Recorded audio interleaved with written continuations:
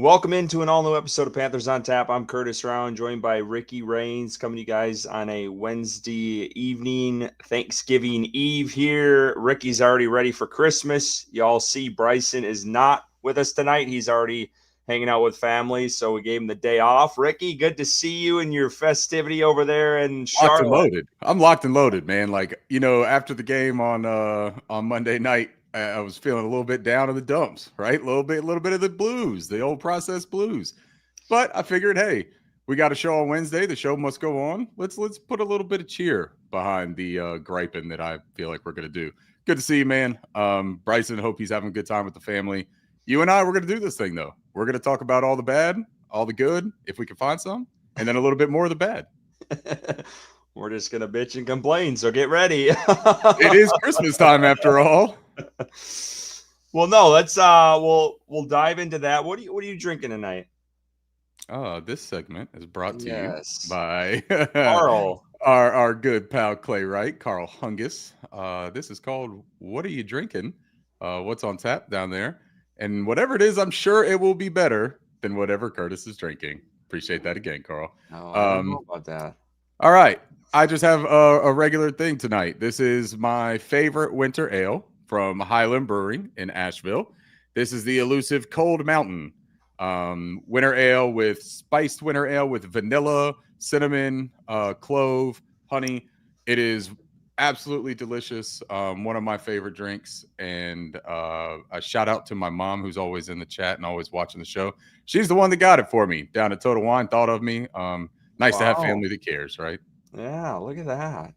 And Oh, until I get to that, though, I do have a Montucky cold snack that I was finishing while I was writing earlier. So I'm going to finish that little guy up too. oh, I like that. I like that can. I went a little stronger tonight. I went with Maker's Mark here. And by the way, don't go to an ABC store the day before a holiday. It's chaos. It's a zoo. Um, and then I finally got this. I go to Food Line. They do not have this in on tap in just its own case, but they have the mixture ones. Yeah. And I finally found this at the Lowe's Foods nearby, and I've been wanting to get this beer for I think since honestly, our buddy that's my name Stephen is Belt. Joko. Yeah. He had mentioned this. So the winter lager, I love all Sam Adams. What do you want to call them? I just am not with a loss of words tonight. I can't think of what it's called. They're festive beers, like they're seasonal beers. There we Yeah, go. seasonal. Seasonal beers.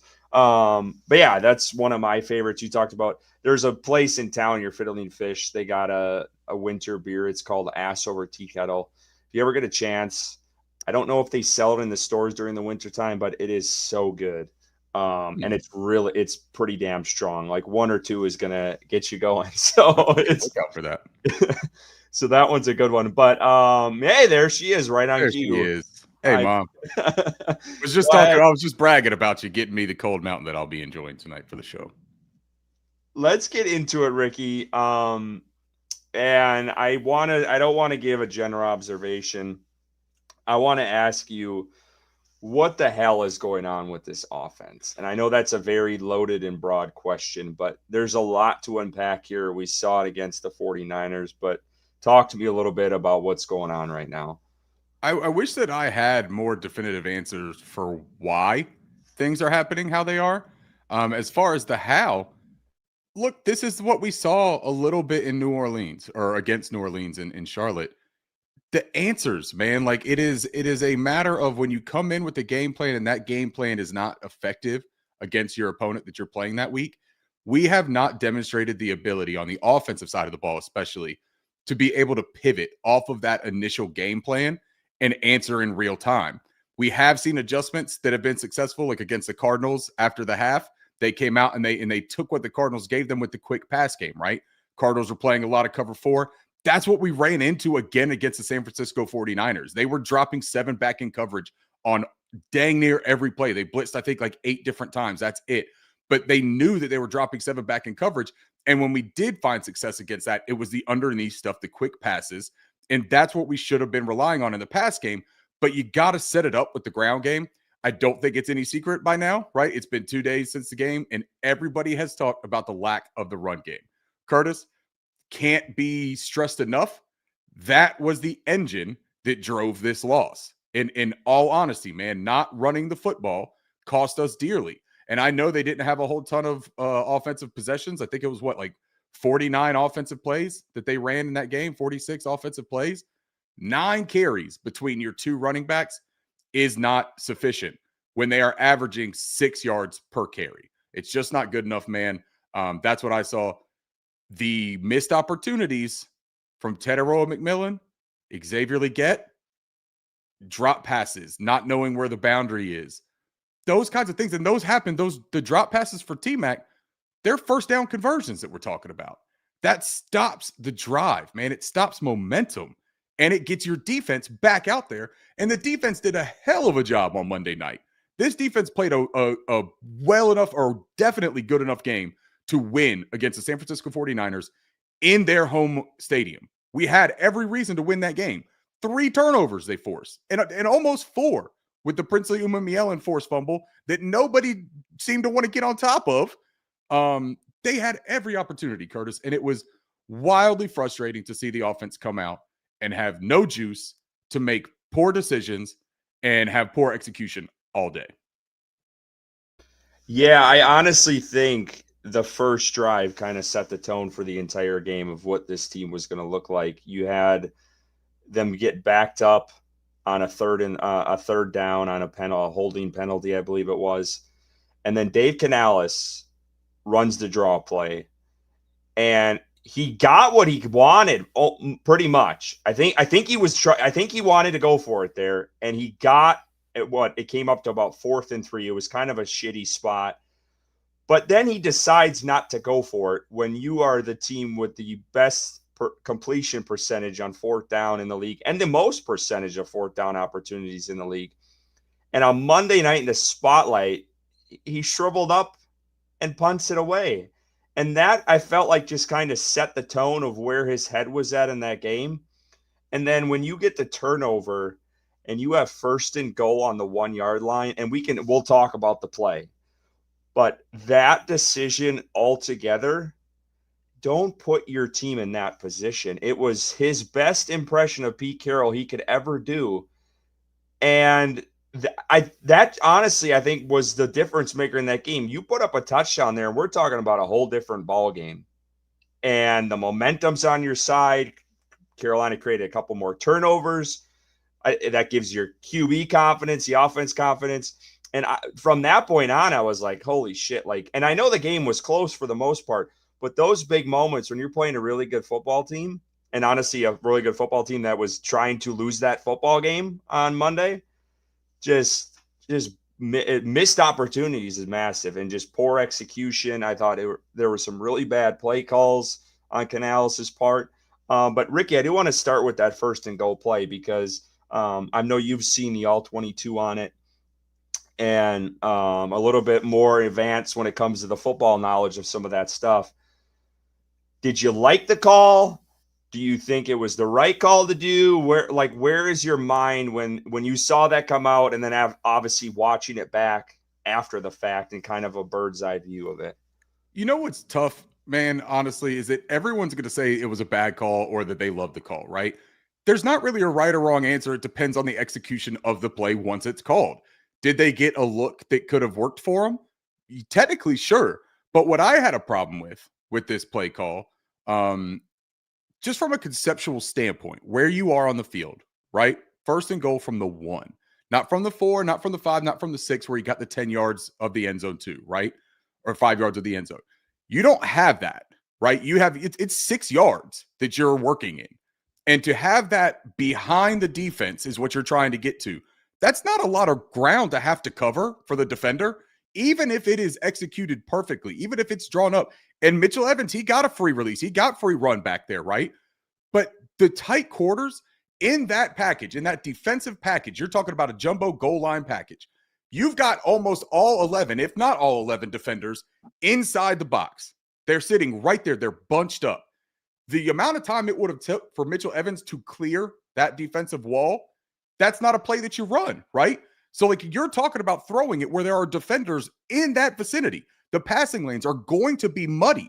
That is just the nature of that play in that depth. I do think that the pass was late. I don't think that it was a super smart decision. Now, I've watched shout out Real Ball Watcher, does great stuff, great film breakdown, and I've watched his breakdown of it, and he loved it. He loved the call. He agreed with what Canales said. Canales said it was an aggressive call. He liked it. He wouldn't change it. He would go with it again. And he said that if we didn't get it, we would have opportunities to run afterwards, right? Here's my thing, though. What if you ran it 3 times and you didn't get it? You would have opportunities to keep running or you have an opportunity to throw. Yeah. It works both ways. You can't just say, well, we were setting it up so we had another opportunity later. You got 4 opportunities. It's 1st and goal. You're going to go for it on 4th. At least I would hope for it, right? Little Rocket NASA said in here that the 4th and 2 punt that you brought up was a tone setter. I agree with that. And I think that it doesn't match what Canales is trying to say with this. We want to change our tendencies. We want to be aggressive. First of all, they're like top 7 in throwing the ball within the 5-yard line in the league. They're top 7 rate percentage-wise. That's not busting a tendency to throw it there. You throw the ball more often than you run it, man.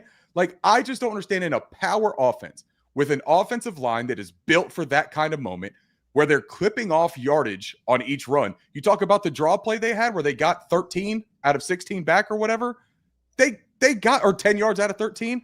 Why can you see that happen right there in front of you and say, but I bet we can't get 1 yard 3 different times. I bet we can't get 1. I would have done that. I would have protected the football personally.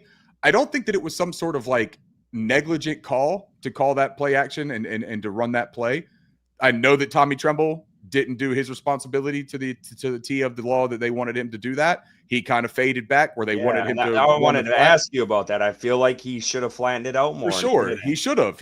And you know what, though, man? That defender, Jair Brown, he was watching Bryce Young's eyes the entire way. It wasn't just about Tommy Tremble running the wrong route. That didn't help. I can promise you that. Fading back into Mitchell Evans' area did not help. And you can't just blame Bryce Young when everything goes wrong. But I'm not going to say that Bryce Young did everything right in that play because Chandler Zavala also being outside as that lead blocker, that's schemed up for him to be able to take off. That is a built-in option of that concept. And if he didn't get the touchdown, man, like you still have the football, right? You still got the football. You're still going to be 1st and goal from the 1 or 2. There are just ways to not die by that play. And I thought that they absolutely died by that play because that was a momentum shifter after you already gave up the potential momentum shifter of going for it on 4th early. Yeah, I mean, you nailed a lot of it. I thought Mitchell Evans was open right away, and I haven't looked at it. I don't know if Bryce was already rolling out at that point or if he was still through the – I don't remember exactly. It was a boot. He rolled almost immediately. Okay, so he should have hit Mitchell. If he would have hit Mitchell Evans right away, I think they would have scored on that. So I thought the throw was late, like you said. I thought the corner played it really well. He had that really good explanation on that podcast. That's escaping me the name. He had a hell of a game. There's no doubt about it. But Bryce, I mean, even if he pump faked, I think he would have had to run because that would have psyched out the corner anyway, and it would have been a free rush into the end zone, honestly. But like you said, it's on the 1 yard line. You have a top 6 back in the league. Even if you put Chupa in there, one of those guys is going to punch that ball in. And I would have liked this. I wouldn't have cared if they would have ran it 3 times. I really wouldn't have. Right. And maybe that's easy to say because of hindsight and what happened in the outcome in the end. But sometimes it needs to be the easy thing. Exactly. Right? And I think and someone in the chat had, I don't know who put it out there, it feels like Canales just tries to overcomplicate things, tries to get cute. We've talked about it on this show. I think actually, Ricky, you had tweeted out that during the game, like he was just getting too cute with it. And that has come up time and time again. And it's so frustrating. It's like, when is he going to learn that mistake over and over? So that was frustrating. But you also look at it too, like it does come down to execution. Tommy Tremble kind of drags out into Mitchell Evans' area. Bryce Young doesn't throw it early enough. Bryce Young doesn't run the football there, which would have probably been a score. So, like, there are moments. I'm not saying it was, that play could have worked if everyone executed, but we've talked about this time and time again. Carolina has to be damn near perfect so when any small little thing goes wrong, the whole shit falls apart pretty much. So I feel like as a head coach, why even put your team in that position? Right. And just take the easy play. And if it doesn't work, keep trying it again. So Well, and it was like foreboding of what their offensive approach was going to be for the rest of the day by trying to move Bryce in the pocket, roll that pocket out, and get him on the move. They did that to excess in this football game. And a lot of the success that they had against Atlanta when the passing game exploded was in traditional dropbacks, right? Whether that's from shotgun or underneath center, it was dropbacks, and it was staying within the pocket and getting a full field read. They closed so much of that field off, and in that play specifically too, it's already a condensed area of play. It's first and goal from the 1. You got 11 defenders in a 6-yard nucleus, and you broke half of the field. You kept everybody in that one quadrant. Like, and I'm not going to try to feed into the Bryce Young is too small to see things, because we already know that that's not true in the way that he's played. But it's absolutely fair to consider the fact that in that really stacked, tight, condensed defensive formation, and in there, those passing lanes are critical for Bryce Young. And when you have that many bodies that you know are inside the box, that is going to make that a muddier look for Bryce Young, a guy who is 5'10". It is going to be more difficult for him to see that. And you're trying to run a behind the defense concept with Mitchell Evans. That's why it was late, man. I don't think that he saw it, because he was on the move and there was all of those guys in front of him, and he had to know that he could clear that. And then by the time that he made the decision, he couldn't clear it because Tommy drifted back, his man came with him, and Jair Brown played it perfectly. You said it, Curtis. It might seem really easy for us to say run the ball 3 times. Maybe that's, just simpleton thinking of us. But sometimes football needs to be simplified a little bit, man. And in that situation where you have at least 3, if not 4, attempts from the 1-yard line, I am dumbing it down as much as possible, and I'm handing it to Rico Dowdle or Chuba Hubbard. Hey, you want to do the hot hand approach? First down, Rico. Second down, Chuba. Third down, Rico. Fourth down, Chuba. I don't give a shit. But stop making the football game more difficult because you want to be smart. See, I'm already getting fired up. This is already no, it's good, man. It's good. Let's transition into that the run game now, because that was the other we'll big get to the story. super chat too. I don't want to miss All it. right, yeah. Let's get to the super chat. My bad. I was getting ahead of myself. Yeah. Nervish. Sure. $5. Did Canales learn nothing from Pete Carroll not running Marshawn Lynch in the goal line in the Super Bowl? Point. Canales overthinks stuff sometimes. Cheers to you first. I appreciate. Cheers, super man. Chat. That's a great point, and he's been on fire with the comments that he's saying on this too. He says here, and I'm gonna bring the super chat back up. He says, "I honestly think Canales falls in love with the passing game and sometimes gets way too cute with this play calling." Look, Canales said as much in the post game, right? He said, "I wanted to build off of what we did in the previous week, and I just wanted to continue that momentum." That's fine, man. But we talked about it on the show last week, Curtis. You can't look at that 448 passing yard performance the same way that you looked at those Rico Dowdle 200-yard rushing performances and say, that's all we need to do then. We just figured this thing out. You can't let the game the previous week dictate what you're going to do against a whole new team. When you have light boxes like Rico had said. Right. And against Atlanta, how many rushing attempts did they have? I think they had 24 or 26 rushing attempts between the running backs. The 448 were facilitated by keeping the defense honest. Our running game wasn't even producing at a high clip, but they had to account for it. The San Francisco 49ers didn't have to account for it, man. And we were breaking runs off on them. That is something that could have changed their defensive approach instead of us trying to say, hey, we're just going to keep going at it. They got 7 drop back in coverage. Let's just keep going, though. Let's just keep doing this. The concepts, again, you look at Bryce's passing graph, his chart. There was 3, I think, of 10-plus yards that he attempted in the game. I know that people want to blame Bryce Young, and he's got to be more aggressive too, but you can't be aggressive when something doesn't exist. And a lot of those plays, I watched all the plays. He missed probably 3 opportunities to take shots. Bryce Young did in that game, I think. That's not enough to make or break that game either, when you want to talk about the mistakes that everybody else made in that game. That offensive game plan did not facilitate chances for them to win that football game.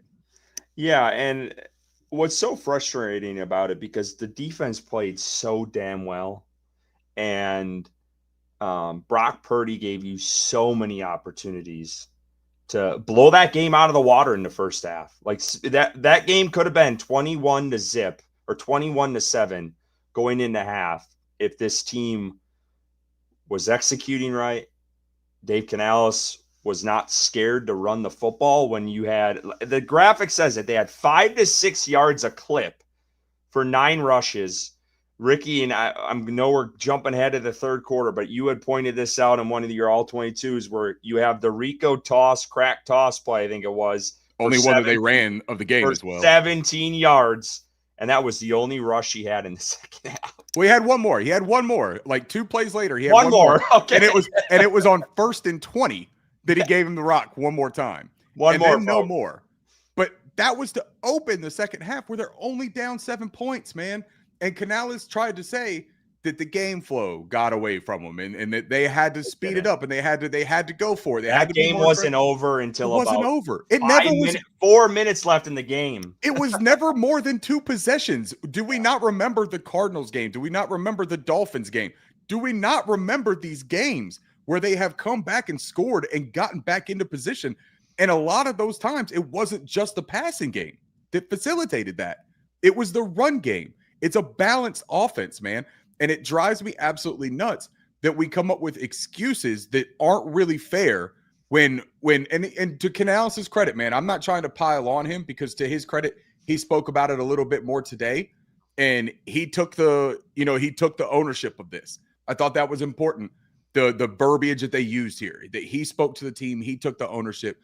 The team seemed to accept that and understand that, hey, man, we all have these situations. We're trying to learn. We're trying to develop. We're a young team. It's going to happen to the coach the same way it's going to happen to the players sometimes. They're not down on it. As down as we can be immediately as fans, it is important to remember they're 6-6 in a season where a lot of us predicted 7 to 9 wins. They're still on track for that. We're not far off from what you thought. We just have this terrible inconsistency that when we're bad, man, we are real bad. And it is frustrating. And we've got a short quarterback who has struggled. And that makes everything really, really illuminated when it comes to the pass game. Just want to shout out Belk, tapping in. Howdy, no W song tonight. Unfortunately, bummer. Guinness on tap tonight, boys. Appreciate cheers. You being here, bro. Yeah, cheers. Panther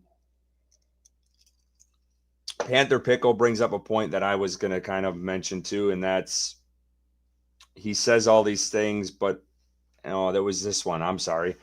He's taking ownership, but when is it going to change? Because we've seen this time and time again, where there was a couple weeks ago, Canales, I think maybe it was the Saints game, where I feel like it's every big loss or every loss I could do better and all this. Like, when does that change? And I'm not saying going to Brad is the answer, because I don't know if that is the answer. I feel like that's a last ditch effort, and that is like the last thing you want to do and I think that is not, I don't think that's going to happen, at least until after the season, if that's what they think needs to change, or there's a complete collapse these last few weeks. So I think that is more of the nuclear option that all the fans want. All the fans want, like, every week, some massive change. And like, I understand it. So I don't think they're to that point, but I do kind of agree. Like, we can't be still trying to figure ourselves out in week 13. There has to be some sort, like, if you're going to say you're going to live and die by the run, then let's live and die by the run. Let's not do this ping pong back and forth. And I get it. Opponents are going to dictate what you do. I understand that. But when there is success, you need to lean on it. But in this one, the opponent didn't even dictate what we should have been doing. Like, if we went that route, right, where it's like, well, you couldn't have changed it up. You couldn't have run the ball because they were stifling you. They were shutting your run down. They forced you to throw the ball. That's just factually inaccurate. Like, we could run the ball against them. We couldn't throw the ball. And instead, we stubbornly stuck with the pass game, and we kept going with these rollouts. I would have to go back and actually chart it, and I didn't do this, but the success that they found, I don't think a whole lot of that came on these designed rollouts for Bryce Young and moving the pockets. I think most. But I will say this. To his defense, we have bitched about them not rolling him out. So But you don't make that like the no, I'm just entirety saying, of the like, no, offense. I agree with you, but I'm just saying, I know there was a couple of weeks ago, I feel like we were bitching about That they was need to move against the Bryce Saints, and Young. that was against the Saints when Yeah, the Saints were teeing off and yeah, sending pressure, right?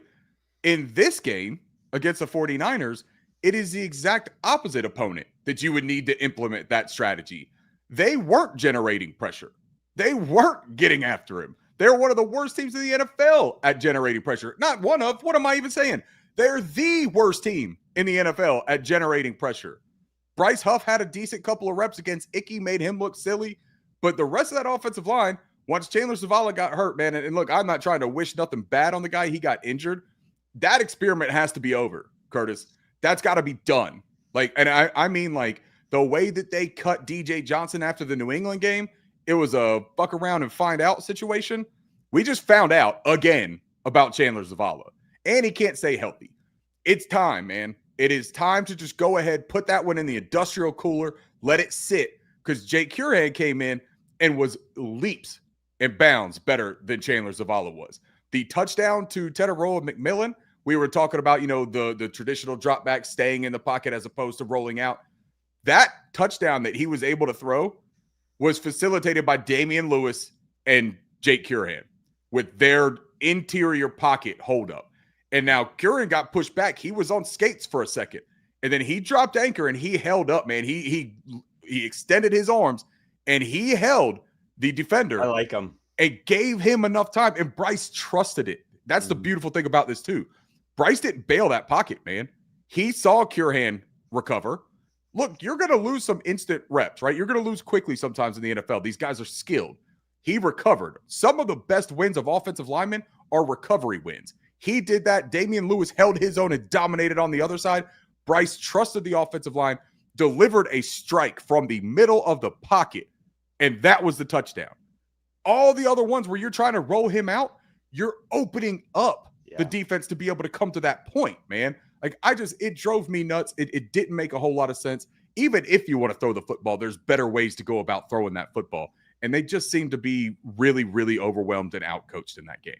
Well, Ricky, I think you nailed this. I think it was a couple of weeks ago when I think it was during a loss, and you had mentioned something to the effect that Canales is great when he can scheme it up before the game, and and they catch them in what they want to do.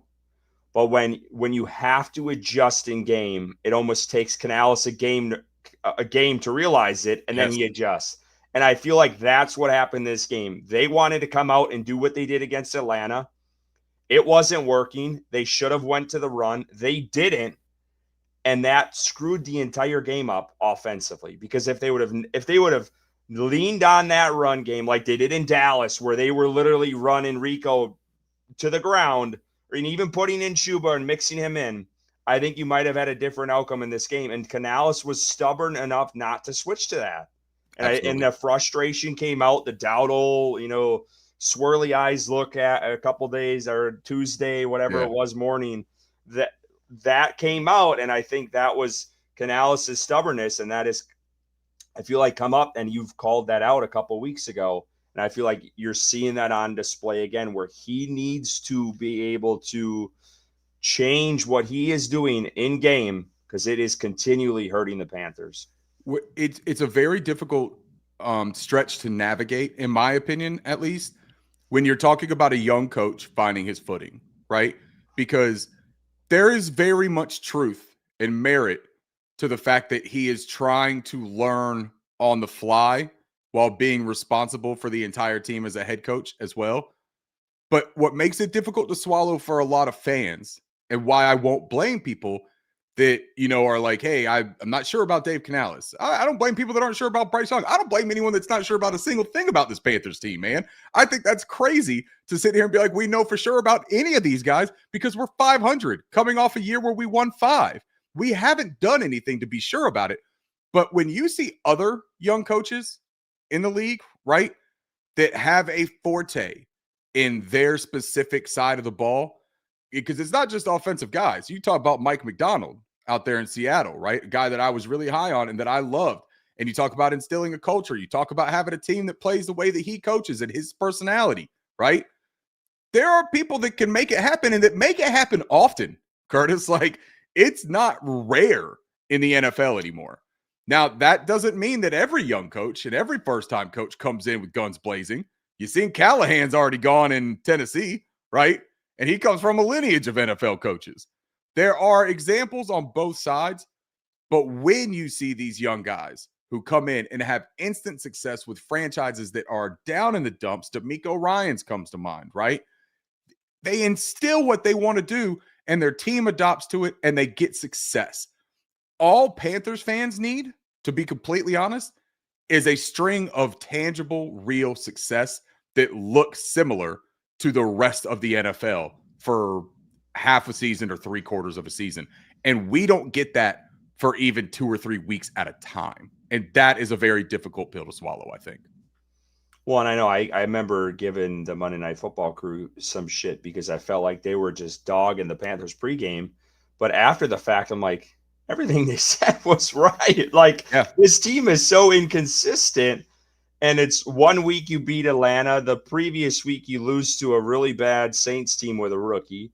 The previous week you get blown out from Buffalo when they put up 40 on you. You beat Dallas.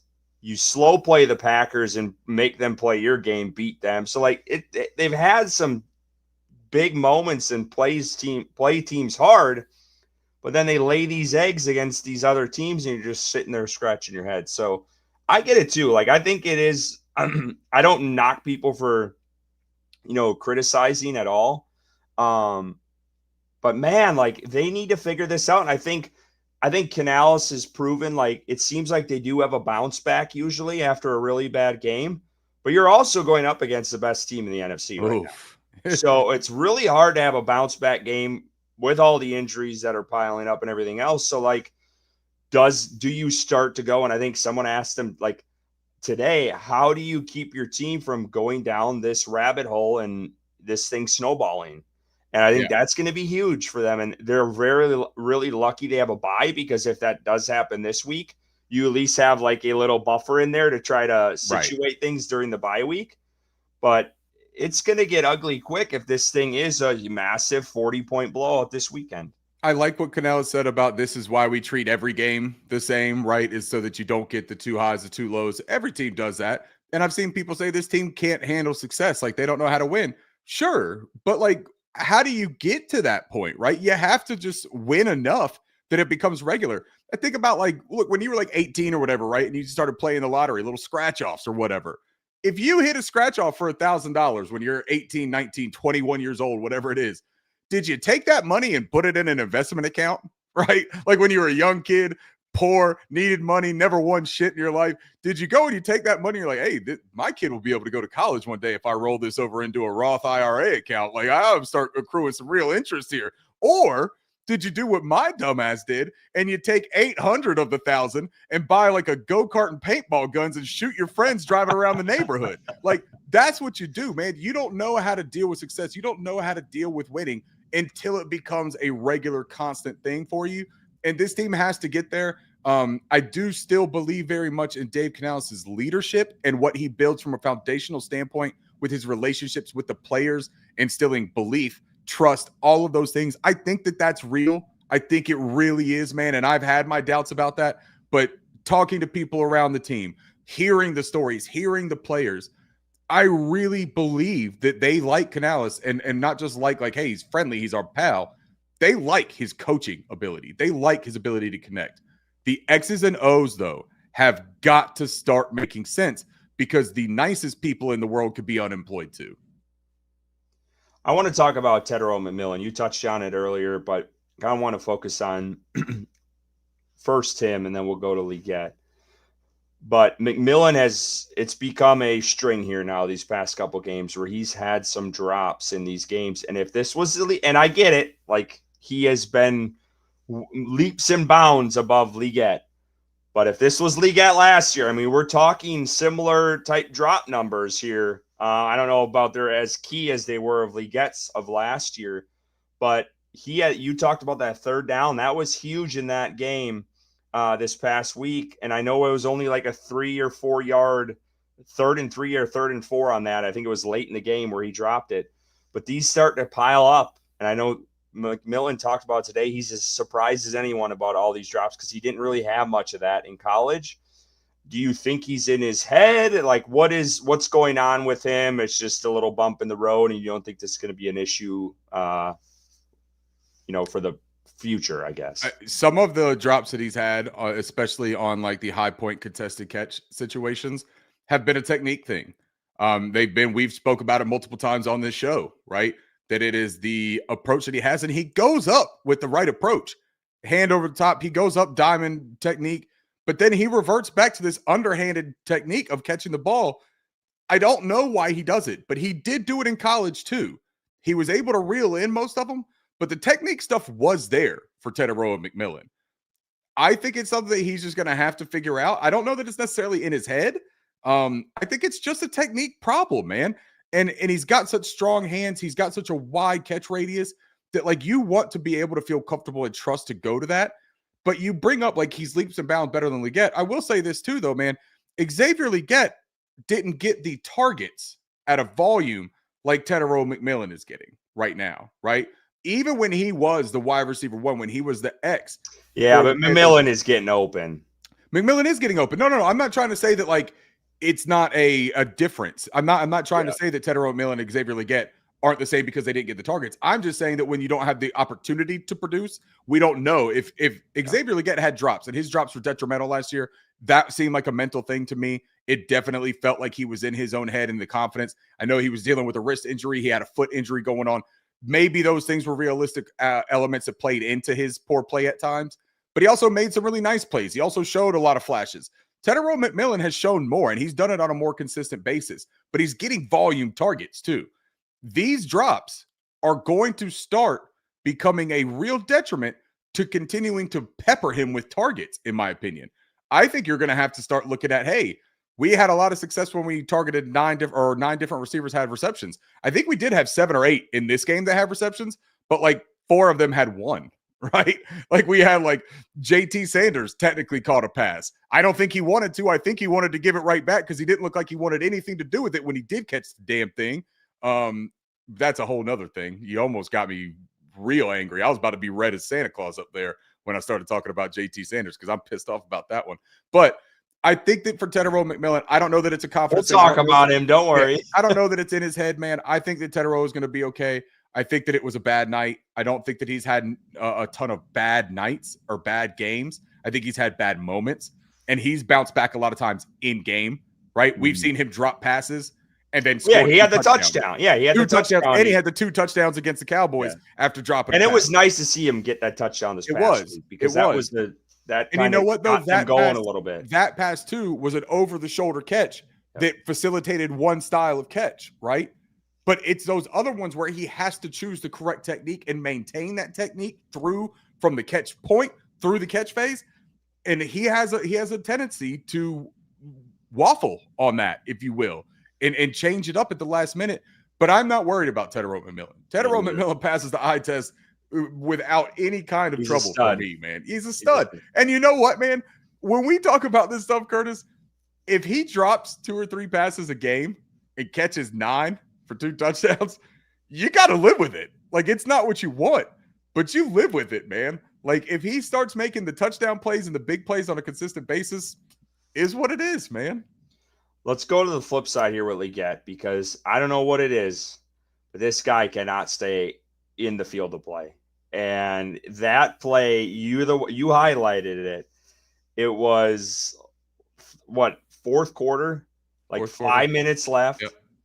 First down. Would have put Carolina like at the 25-yard line in San Fran territory. And dude just stepped out of bounds. Like, and that happened last game. And it happened last game too, I believe. And it might even happen a game or two before that. It's been at least 3 times this season. What? He catches the ball now. I got to give him that. The guy has cleaned that up. He is out of his head on that. He has played much better when he is actually given an opportunity. There's no doubt about that. But for some reason, I don't know if he's just, he's just running full, whatever he's doing, where he's just not seeing the boundary.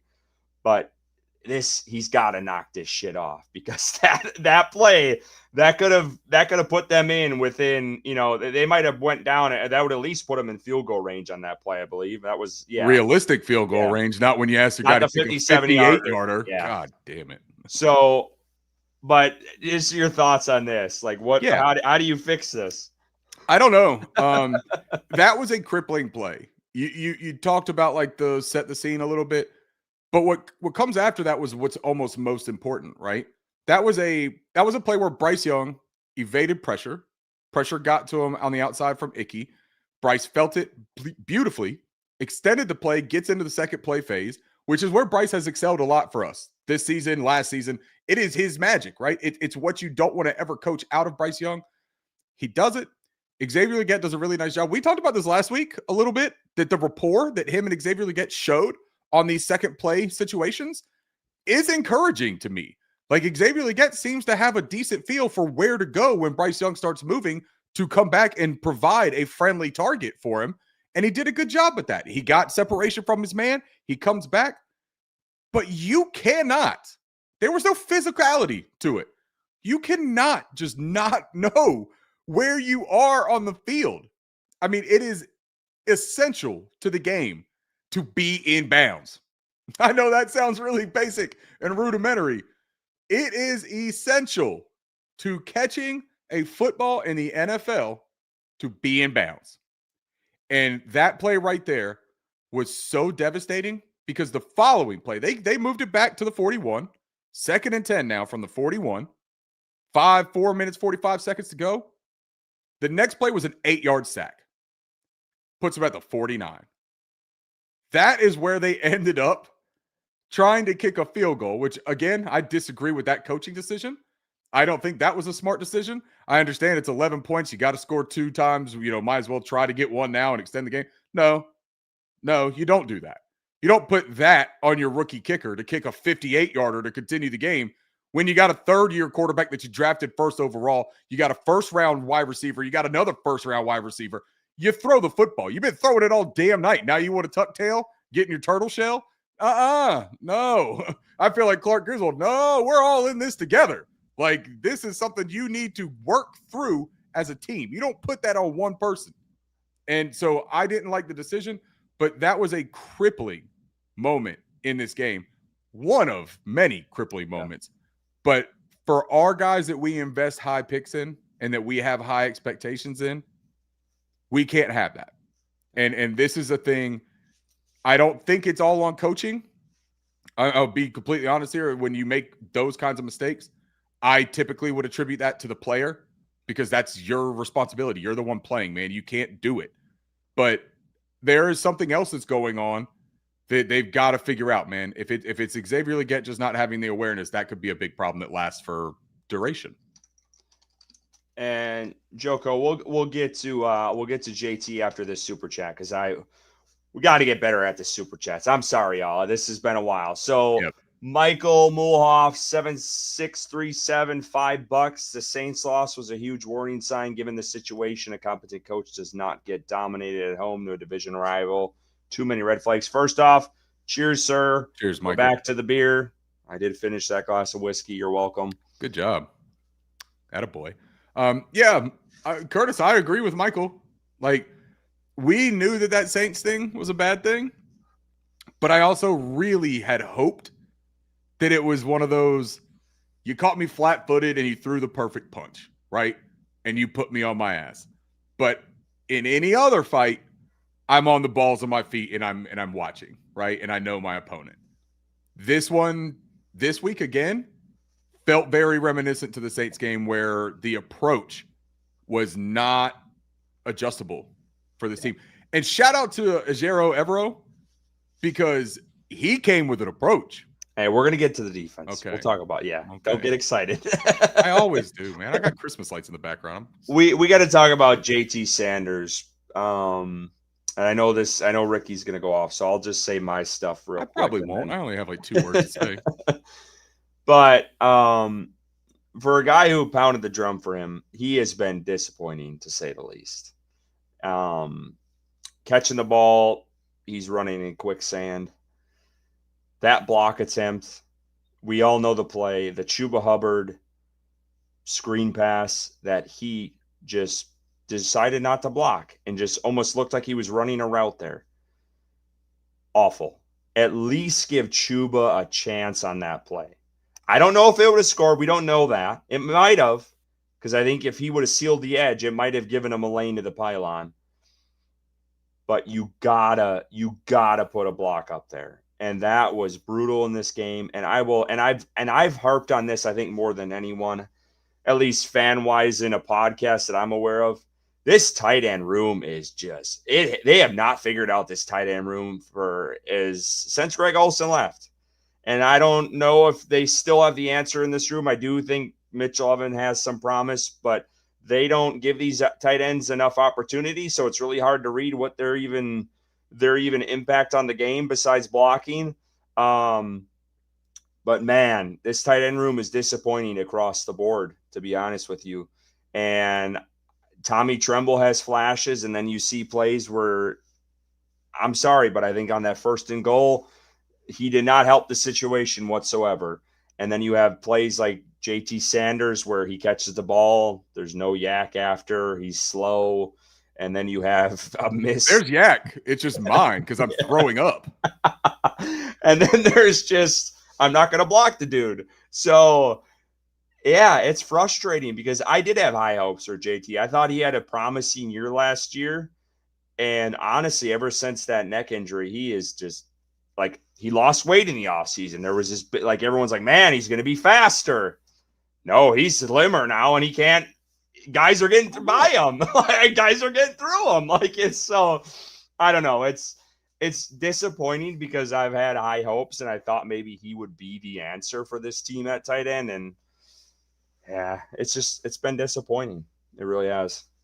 There's a couple things that you got to remember with JT Sanders. And the first one starts with his draft capital. He was drafted in the 4th round. I mean, this isn't a guy, and I'm not saying that like draft capital always dictates a player, right?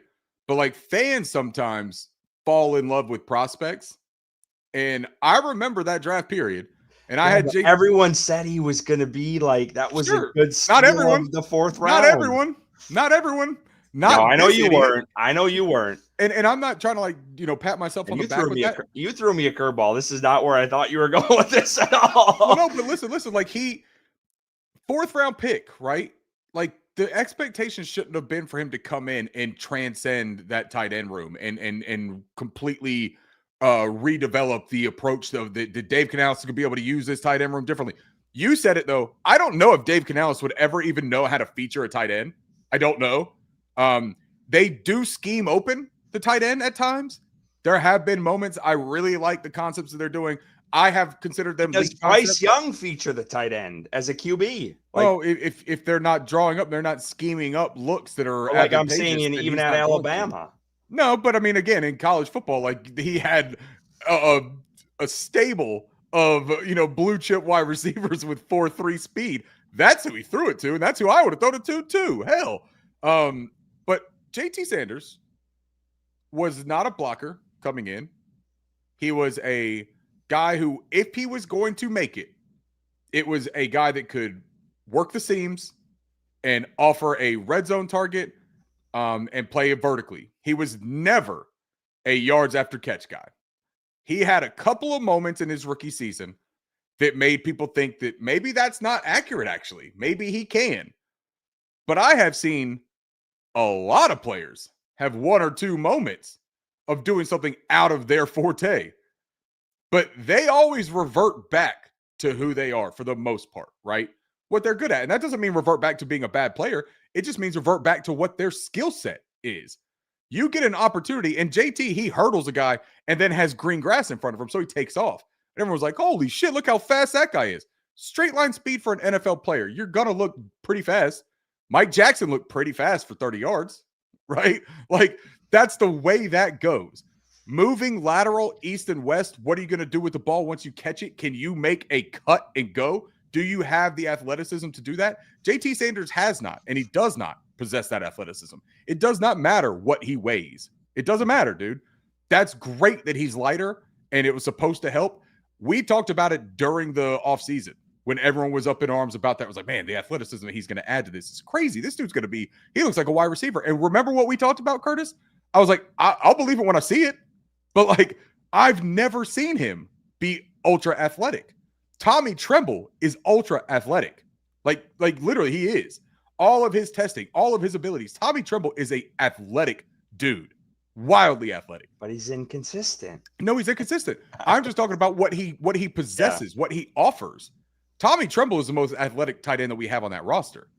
We don't have anybody that combines elite athleticism with being a mismatch as a route runner, and as a possession receiver in the tight end room. We don't have that. What's frustrating is there has been some loaded tight end classes that there have.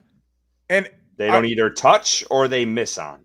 I told you, though, that I had 2 words for Jatavian Sanders, right? Of my overall feelings on Jatavian Sanders right now. Those 2 words are James Mitchell. I think that James Mitchell should have Jatavian Sanders' helmet for the next 5 games. And the reason for that, hold on, wait. It's twofold. We're down 1,000 special teams players right now from the depth that we've had with injuries, especially the middle linebacker position. We get Trevor Wallace back this week. That's the plan. But we're down a lot of special teams contributors right now. And James Mitchell is a special teams contributor. He's a core 4 type player. We need that. James Mitchell also offers a little bit more, in my opinion, in the way of athleticism as a receiver. He also has experience playing in an offense where he's had catches in the NFL and had success. He also is a little bit better of a move blocker than Jatavian Sanders. The other thing that I would do with that, you got to send a message to the roster. Like, you keep on putting Jatavian Sanders into position of being tight end 1, tight end 2 on this team. If you don't want to have him active, I guess, but he's not going to do anything for you on special teams, right? So if you keep him as your tight end 3 and he's not involved in the offense, why does he have a bucket on game days? James Mitchell at least can offer the special teams. I don't think Bryce likes him. I don't know. Like, I don't know. Does he? Bryce likes everybody. Bryce is super grateful. There have been times where Bryce hits him like on a key 4th down or something. He catches, because he's 4 yards away from him. He can't move. He catches the ball, but he doesn't move much after. But like he catches it though. So like, damn it, Curtis. I think you could put Jake Curhan 4 yards out and be stationary and he might catch the ball, but he might run over somebody. I honestly just think that if you're going to keep doing this, man, you have to tell me what his overall big time value is. And his value is not on special teams. His value is not as a blocker. And his value lately has not at all been as a receiver or a route runner or as a mismatch. So if you can't tell me what this guy's purpose is that he serves on the 53, then I just have a really hard time understanding the coaching on that. And that's something that you and I have criticized Dave Canales for, both on not understanding the right moves to make beforehand, right? Talk about Chandler Zavala, talk about DJ Johnson. You talk about a lot of these moves. They're late. It's always late. They're late, dude. And at some point, like DJ Johnson, 4 years later, we're cutting them. It's reactive instead of proactive, right? You can't go through this development stage of this football team always having to clean up a mess. Sometimes you have to avoid a mess. And people think I'm a helicopter parent because I'll tell my 7-year-old, I'm like, hey, don't run down that steep pavement hill, right? Like, you're going to eat shit, dude. I'm not taking you to the dentist and getting 7 new teeth for you. You only got 4 right now, right? I try to avoid that situation. I don't care if it seems like I'm hovering or being proactive and all that kind of stuff. Sometimes that avoids a catastrophe. I think that Dave Canales would do himself a favor by being a little bit more proactive in avoiding some of these catastrophes. Well, and I do think too, Mitchell Evans he's something different. I think he's reliable at times. But I also think I saw some plays this last week. I feel like there was things where he was out of position or, so like, and obviously he's a rookie, but like, I feel like he might need some more opportunities in here. And I know he's not this like world beater of a tight end, but like he has been reliable in some key situations, but he just hasn't had a ton of opportunity. And this past week, you said it, I said it. You look at the tape, he was wide open on that 1st and goal on the 1, right away. And they like the 13 personnel thing. They've run that a lot of times recently. So I do think you need 3 tight ends that you feel comfortable with. Yeah. So, what did you think of that? That was what JT and the It was JT at fullback, which Mhm. you think it would be like, why isn't Tommy Tremble at fullback? Because that's what he played at Notre Dame. Yeah. Um, but They've done different variations of it. You They've had done different JT at they fullback. You had fucking Tremble on the yeah. side, and you had They've Mitchell had on they've the had all inside. three of them up on the line though. Like obviously some of them are off because they're covered or whatever for procedural things, but they've had all three of them before and then used them in motion. They've run that 13 personnel. That was the Mitchell Evans slip screen that he had was with Bryson Thomas or Bryson Tremaine as the single wideout over there on the far left side against Atlanta, and they had all three were on the line of scrimmage, all tight ends. And that little leak, and this is what I was talking about earlier. I think it's a leak concept. It reminds me a lot of why leak, a famous Shanahan and LaFleur pass on the West Coast offense. It reminds me a lot of that. It's different variations. They ran it with a fake play action screen to Rico in Atlanta. This time, I thought that the Tommy Tremble one that I thought he looked like he was open. They put him in conflict with Rico and Tommy, isolated him on a linebacker. The corner ran with Tedero McMillan on the deep crosser or big dig, whichever one you want to call it. Maybe he could have looked for Tedero there. That probably was his first progression. But if it wasn't a leak concept, he still ended up being over there isolated with that linebacker where it was just Tommy Tremble and just Rico Dowell on one. That's where I think that the eyes on that progression should have led you over there. And it looked like Bryce looked for it for a second, but then he ended up going the other way. I just think that they want to use three tight ends, and I don't mind it because it is one of those like stay multiple looks. You could do a lot out of three tight end personnel, man.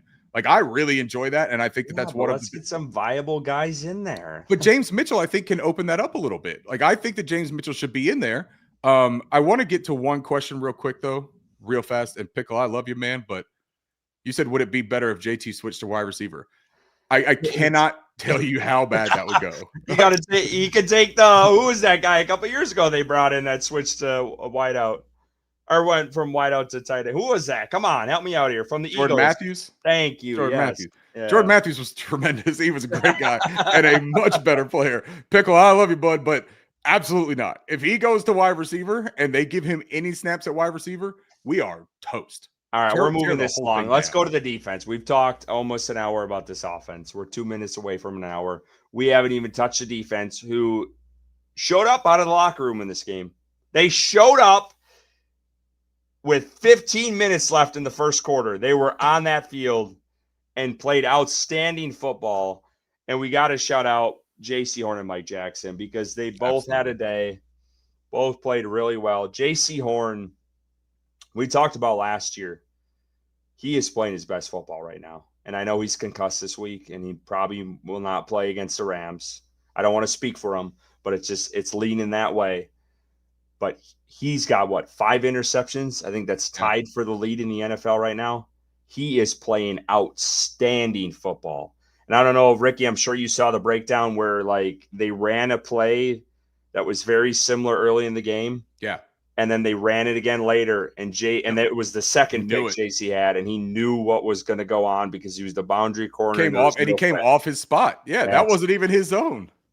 Incredible. So J.C. Horn is playing out of his mind right now. Mike Jackson is playing he's playing really well. Yeah, shout out. He's going to have a big test this weekend against Devonta Adams. We'll talk about it later, and statistically speaking, a little tease there.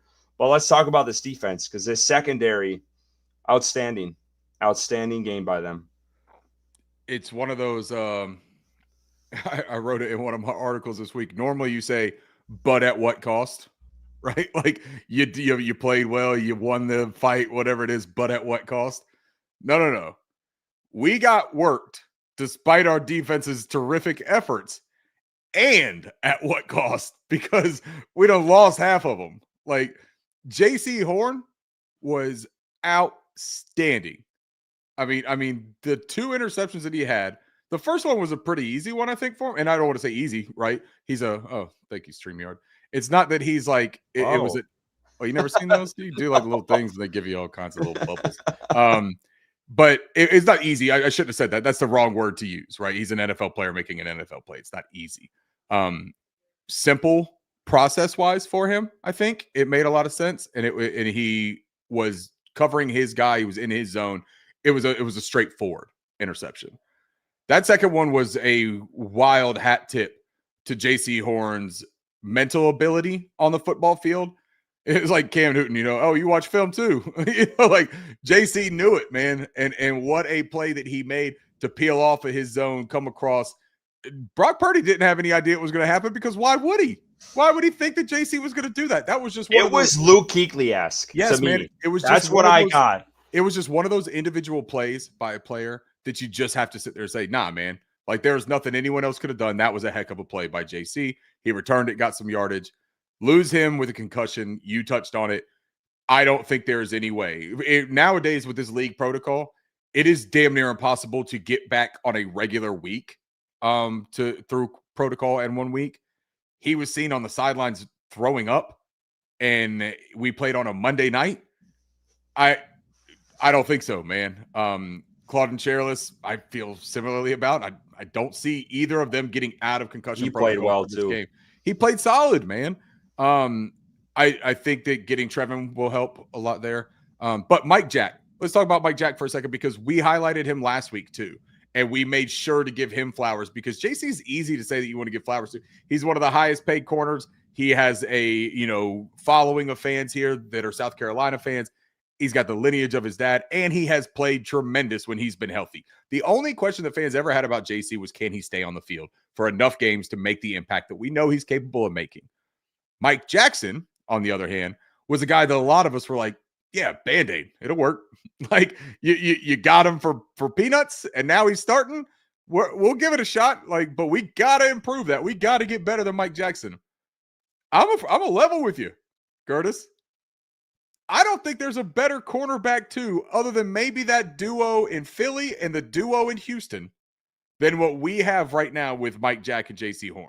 The way that Mike Jack is playing in this scheme, I don't think that there is a better duo outside of those other two teams. I think that Kamari Lassiter and Derek Stingley are playing phenomenal football in Houston.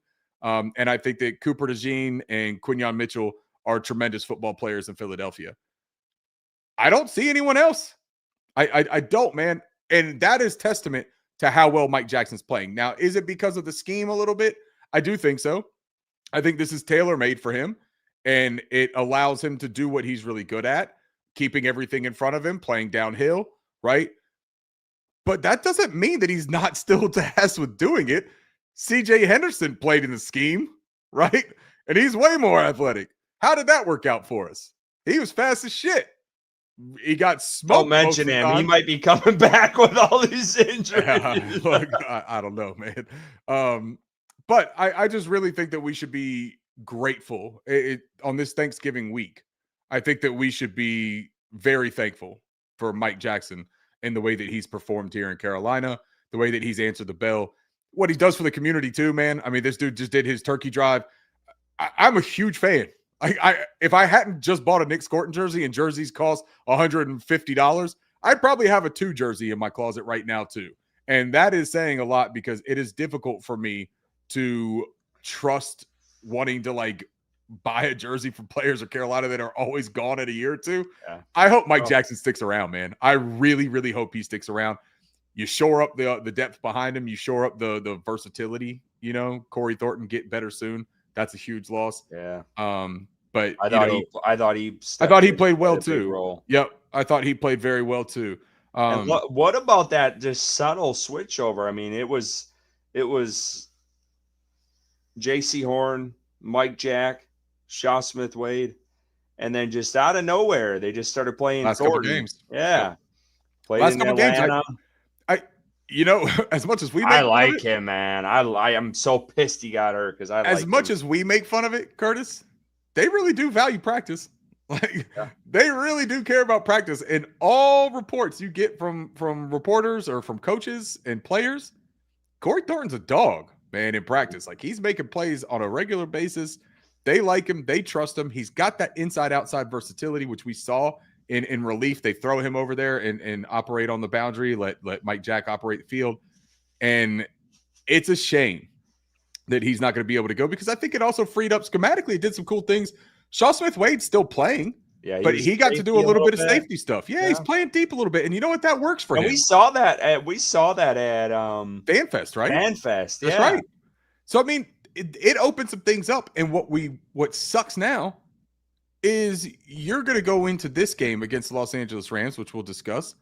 You're going to go into this game down a lot of chess pieces, not just players, but versatile players that allowed Ejiro to do some of the cool stuff that he has done this year that fans have been asking for differences. It's very difficult, man. But shout them out. Shout out the linebackers for their effort. I know that the linebackers struggled with George Kittle at times, but they also made some really nice plays. Bam Martin Scott shot that gap late in the fourth quarter. Shout out to him for that play. He didn't get a whole ton of time. Lathan Ransom is going to get an opportunity here, I think, in week 13 to kind of show his ability. I think he's going to see some nickel. I think Damani could end up playing a little bit of deep. I think Shaw Smith-Wade could end up playing I like a to little see bit of deep. Damani back a little bit. I think that they're going to have to mix it up, man. It's either that or you got a Caleb Evans doing a whole lot. And I think he's going to be our boundary guy. He played most of the snaps on the boundary in relief there. And I do have, I'll tell you what, I mean, we saw Evero with a bare bones defense last year, last year they sucked, but the year before when it was kind of bare bones. Last year they sucked. Yeah, but remember the year? No, yeah, the no, year I do. Before where like guys were coming off the street and they were playing decent. Yeah. Like, I think that's going to help them out a little bit. I'd be remiss. I gotta talk about Mike Jackson because I think out of all three of us, I probably shit on him the most because I didn't think he had. Like statistically, it looked like a great season last year, but I felt like he got picked on a lot, and teams went after him schematically. Dude, he shut me up. He is playing outstanding football, and Dan Morgan got him for a steal. And you talked about him. I don't know if he's top 3 tandem. I don't know if I can go that far because I do think JC's elite, but I don't know if I can go that far. And Mike, tell me who's playing better. But he is playing at a really high level, and it's going to be a big test this weekend because he's probably going to be the number one going up against Devontae Adams. They'll probably move Devontae inside too. That was another thing we didn't even talk about. They did not move McMillan in the slot. 4 snaps, 5 snaps in this game after going a ton the last 2 in the slot. Made no sense. We're not going on offense anymore, but that just popped in my head. Mike Jack, man, you're playing outstanding. I mean, he should have another pick. He should have had the one in Green Bay. What is that, 3 or 4? Like, I love that he said that too after intercepting the ball in San Francisco in the end zone.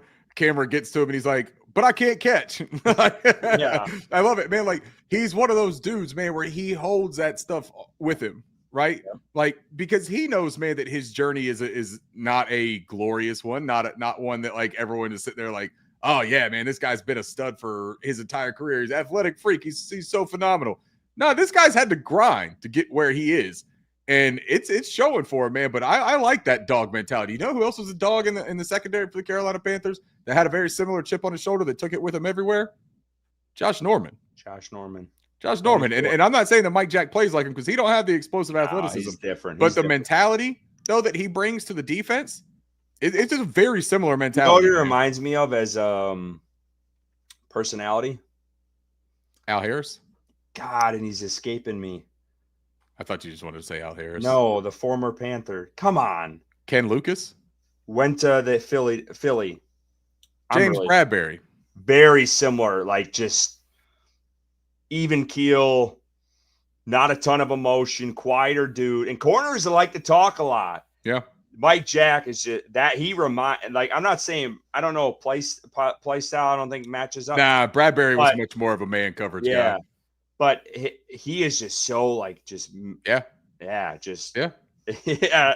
I'm glad you got that. I don't know. I'm really bad with names. I'm sorry. No, I can figure it out. Zachary Hernandez, 165 $10. Happy Thanksgiving, fellas. Cheers to you. Happy Thanksgiving. Cheers, Zach. Appreciate you, man. Happy Thanksgiving. Happy Thanksgiving to all the listeners, man.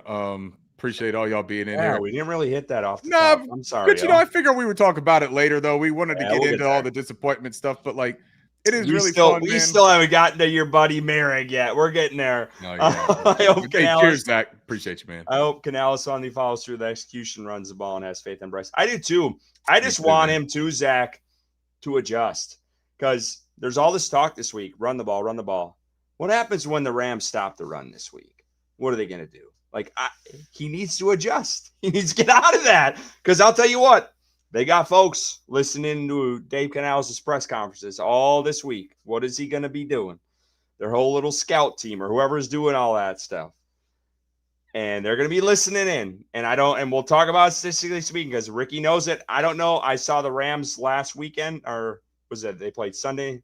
They played Sunday night against the Buccaneers. Buccaneers and blew Yeah. them out of the water. So that's one of the first games I've seen them fully. And Ricky will talk about him. I don't even know what their rush defense is, and I'm sure it's probably really good. Yeah. I So also want to bring up real quick. You see the little emblem. Anyone watching at home, you see the little emblem next to Zachary's name there. That is the mark of a member for the tap room, which yes. you can join as well. We had one of our tap room members actually was the winner of the Rams ticket giveaway last week because of the 3 bonus entries that he had. He actually was number 1 and 2 on there because of those bonus entries. I am going to put up the QR code for the membership up here on the left for the next about 10-15 minutes to give an opportunity. All you got to do is scan that. I'll take you to the YouTube And page. we do have a jersey giveaway And we've got a jersey giveaway coming, and we will be doing another ticket giveaway this year. So you get in there, and we're going to be sending out some merch and stuff. We got some cool stuff coming, but that thing right there in the top left corner, that QR code will get you to the tap room. Sorry, I didn't mean to interrupt you. All right, so we had breaking news coming into this episode. We haven't touched on it until now. Ricky's boy Merrig, the peanut puncher, the nutcracker, whatever you want to call him. He appealed the 1-game suspension. It was denied. We all know the play. Ricky, you feel strongly about this. So I want to hear your take on what transpired in the game, the video, the close-up nut shot that we all saw. Break it down for us. Well, look, it's not that like you say I feel strongly. Like I do have like a very like one-sided opinion. You were pissed. All right. Not strongly. You were pissed about it. Go ahead. No, but you're right because I'm a huge Trayvon Merrick fan, right? So that's where it starts for me. Is that I believe in him wholeheartedly. I know how valuable he is to this defense. I love the mentality that he plays with. The way I feel about this is very similar to the way I felt when Xavier Legette punched the guy in preseason. And everyone was like, love that. I love that mentality. Like, go punch everybody. That's great. Like, we need dogs, right? Fight night. Let's go. Yeah, we need dogs. And I love the mentality. I don't want everyone to be, church boys out there and like scared to have any kind of flame. He wants church boys. He wants no one standing up for Bryce Young. When Sure, he's I do. sacked. Yeah, I want Bryce Young to get sacked against the Minnesota Vikings and have the offensive line just point down at him, and be like, "Get up, bud!" Like, no, that's not what I want at all. And I don't mind if Trayvon Merrick gets, roughing the passer calls, trying to make a play and being a little bit too aggressive, or he hits somebody out of bounds. Punching somebody in the nuts isn't my jam. I'm just going to be completely honest about it, man. Frustration, no frustration. Can I break up your monologue here? Yeah. Have you ever hit someone in the nuts? I have not. All right. I have never hit anybody in the nuts. I have. Never mind. We're not going to get into what I have done, but I have been in enough tussles in my life to tell you that the one thing that I was pretty cognizant about was that I wasn't going to hit somebody in the nuts. If I was going to get in a fight, I wanted to be in a fair fight. Now, look, they weren't even in a fight, right? That wasn't even in a fighting situation, man. That was, and Trayvon Merrick said that he wasn't frustrated. I believe it was Mike Kay that asked him in the locker room and said, hey, it's just a frustration thing. He goes, no, I wasn't frustrated. I wasn't frustrated. So, Merrick, you just decided, non-frustrated, just, on a whim, like you just said, hey, look at that. See that? It's a nut bag. I'm going to punch it. I'm going to go for it. I'm just going to hit that guy straight in the nut bag. I'm going to do it because he pushed me earlier and he's been chirping. He's been talking and he pushed me in the back. Hey, look, dude, I don't think it's good to be pushed in the back. I think that's horse shit too. But you know what Trayvon Merrick did in that game? He ran directly through Juwan Jennings in that game. Put him on the ground. Him up. Put him on the ground, dude. And Jennings got up and Jennings didn't chirp at him then. You know why? Because in the play of the game, Trayvon was better than him at that moment. That is what I want. We talk about, I brought up the Xavier Legette thing. What did that help? Where has that energy, that moment helped? How will Trayvon Merrick punching Jennings in the family jewels help the Carolina Panthers on week 13 against the NFL's best offense? How will it help the Carolina Panthers for Trayvon Merrick to not play? And I'm going to give you the very simple answer of that. It won't at all. It will be a huge detriment. And just because he was mad about whatever was happening, he was the only person that punched somebody in the dick on Monday night. Only one. And he's the only one that's suspended. So I am a firm believer of trying to keep your shit intact. I'm not mad at him for having fire. I'm not mad at him for wanting to do something. I would just love it if we weren't punching people in the dick. I will say this because I've listened to a couple of podcasts about this. It happens way more often than we think. It was caught on camera on Monday night, and that's what killed him. What the altercation after the game is what alerted them to look for it. They were like, Yeah. why'd he come at him like that? Yeah. No, there's no doubt about it. I hate it because it was a suspension.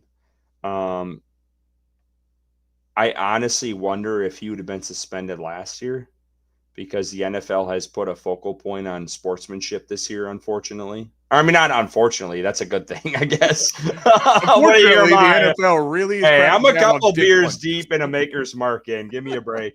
But no, like seriously, I honestly don't know if this was a suspension last year. So it's unfortunate. Dude got in his head. Juwan Jennings, you might have touched on this. I haven't been paying attention. I'm sorry. But Juwan Jennings likes to talk. Like that is clear. Like up to this point, if you've watched him, he's a talker. He's going to run his mouth. It was going all game between him and Mary. Clearly, Ricky talked about him. He had to let your talking be your play on the field, and I think that was Ricky's point in all this. Just play it out. You didn't need to do that late in the game, and it's going to kill the team this week. And I had tweeted that out earlier. I'm like, man, the suspension's probably coming. JC Horn's out. Like this is killer. Like you need all your dogs out there when you're going up against the best, and they're not going to have that this week, and that just already puts them behind the 8 ball. So before we get into statistically speaking, they need to be perfect in this game for anything to go right, to be honest with you. But yeah, it sucks. I mean, Merrick is a dog. Yep. He's fun to watch. He's going to pop you in the mouth. Yep. And he proved that in this game, but he's got to channel a little bit. Don't hit guys in the nuts. He'll learn from it. I don't think he ever makes this mistake again. This was one hell of a signing by the Panthers. He has been massive for them in this game. I'm not like let's get Merrick off the team because of I'm not alluding to that. I wasn't alluding to that. We all know you're the biggest Merrick fan. I am. And like it doesn't change the way that I feel about him, but I think it's really important that when you are a fan of a player or somebody like that, to not like ignore. Yeah, you know what I'm saying though? Like just like keep it the same way all the time. Of if I don't want someone punching Trayvon in his hang down, I don't want him punching somebody else in theirs, right? Yeah. Like I think that it would just be cool. And scuffles, fights, whatever, man. Yeah, do what you got to do. That just wasn't it for me, right? Personally. I wanted to real quick before we get to something. Yes. Zach said on here, he says, also forgot to say I'm drinking a Mad Elf to drown my sorrows after the disgrace of a loss. Do you know what that is? I don't think I do, man. No, all right, Zach, come on. I know a lot about Christmas beers, and I have seen some Elf ones, but Mad Elf sounds different to me. I don't know that I know that. Hey, Zach, put the brewery name in there for Mad Elf because I might have to try to find that, man. I go on a hunt for Christmas beers every year, and I got a pantry full. Actually, I have a year-old Sycamore Christmas cookie ale in the fridge right now that I was going to drink tonight, but I was really worried that if it went bad, that I would find out on camera. So I'm going to do that in private later after the show. I do want to ask you, Ricky, quickly, because we'll get into statistically speaking. I'm sorry, y'all, and we've talked a lot. I mean, we're almost an hour and a half in. I thought that this was going to be a short show, Curtis. No, it's never short. Yeah. I want to talk about Nick Scorton's role this last game because I didn't look at the snap counts, but I felt like we didn't see him much on the field like we have in games past. Am I wrong on that? Yeah. I am wrong on that. So talk to me about it. Was he? No, because I thought I didn't see him. What was his snap counts? Please fill me in. Let me find keep talking and I'll bring because I thought, he was in on plays. Like, I'm not saying this guy was like cast to the, to the side, but I felt like we saw him more prominently in previous games in like very key situations. And I think there was a couple times where I texted you and Bryce, Yeah. and maybe I didn't. And I was like, why isn't Nick Scorton in right now? Let me keep looking for a second. I've got a So sheet that has that all was of the one stats. thing. I thought Princely, obviously, he's the one who forced, I think he was the one who forced the fumble that you were Yeah. talking about way earlier, where like Carolina just did not want to pick the ball up. It was just like hot potato on the ground, So pretty much. Scorton, of all the edges, I'm going to be outside way off here, linebackers, ain't I? he played the most snaps of all outside What's the linebackers, percentage though? 68%. And Out of the entirety, that is not a lot. yeah, well, the thing is though, they played 25 or let's see, 11 snaps in dime, 32 out of nickel, and then So I was right. 25. I'm taking that as I was right. That's not a lot. 60%. He plays normally in the 80s or 90s, does he not? No, I don't think so, man. Nah. Oh, okay. Nah, the only players on defense, 70? I mean, Derek Brown played 72%. Oh, wow. Turk And Wharton there had was there was a couple of key third downs where Derek Brown Derek wasn't Brown in was there. out too. The Yeah, the and I'm like, most of anyone on the defensive front was Turk at 82%, and that was 56 snaps. The only players that played 100% of snaps were Nick Scott, Trayvon Merrick, and Mike Jackson. Those are the only three defenders that played 100% of snaps. all right, I guess I'll shut up then. And Nick was the most. He started 1, 2, 3, 4 drives. So yeah, I mean, I don't know. I just felt like he wasn't out there as much as I noticed in the past, but maybe yeah, and he was out there for 88% of short yardage plays, 100% of hurry up plays. Only accumulated 2 tackles, but I thought that I thought his presence out there was probably the most notable of any of the edge rushers of any of yeah, the like there was opportunities where I saw like Wanham and yeah, Princely on third downs. yeah, And man, I'll tell you what, this is a little precursor to when we talk about the end of the season. I thought Wanham was going to be a top sure tier did. defensive player. Good Lord, he's been bad. Mm-hmm. Like he is like last year. Was it Rough, really dude. Clowney? Was it really Clowney pulling the load and Dude, we Wanham was talked about cleaning this. up? DJ Wadham had the one game against the Giants, his first game back, right? Yeah. Where he got like 2.5 sacks or something like that in that game. But he ended That was the it. season on decent sacks. Like I think he No, had like, man. and he had like 5 last year or something like that. They all came between the Giants game and the Cardinals game. It was 2 games. But I'm saying like I think Clowney like he was the janitor. He was doing Clowney mop was a up good duty. player. No, I'm saying Wanham was doing mop up duty for Clowney's work. It's the kind of player he was in Minnesota. Yeah. It's the same player he was in Minnesota. He's a RBI guy. You know what Does I he mean? have a sack this year? No. That's insane. No, and he's played a ton of snaps. It's crazy. All right, let's get to statistically speaking. We're yapping too much about this bullshit game they got their ass kicked in. Let's do this.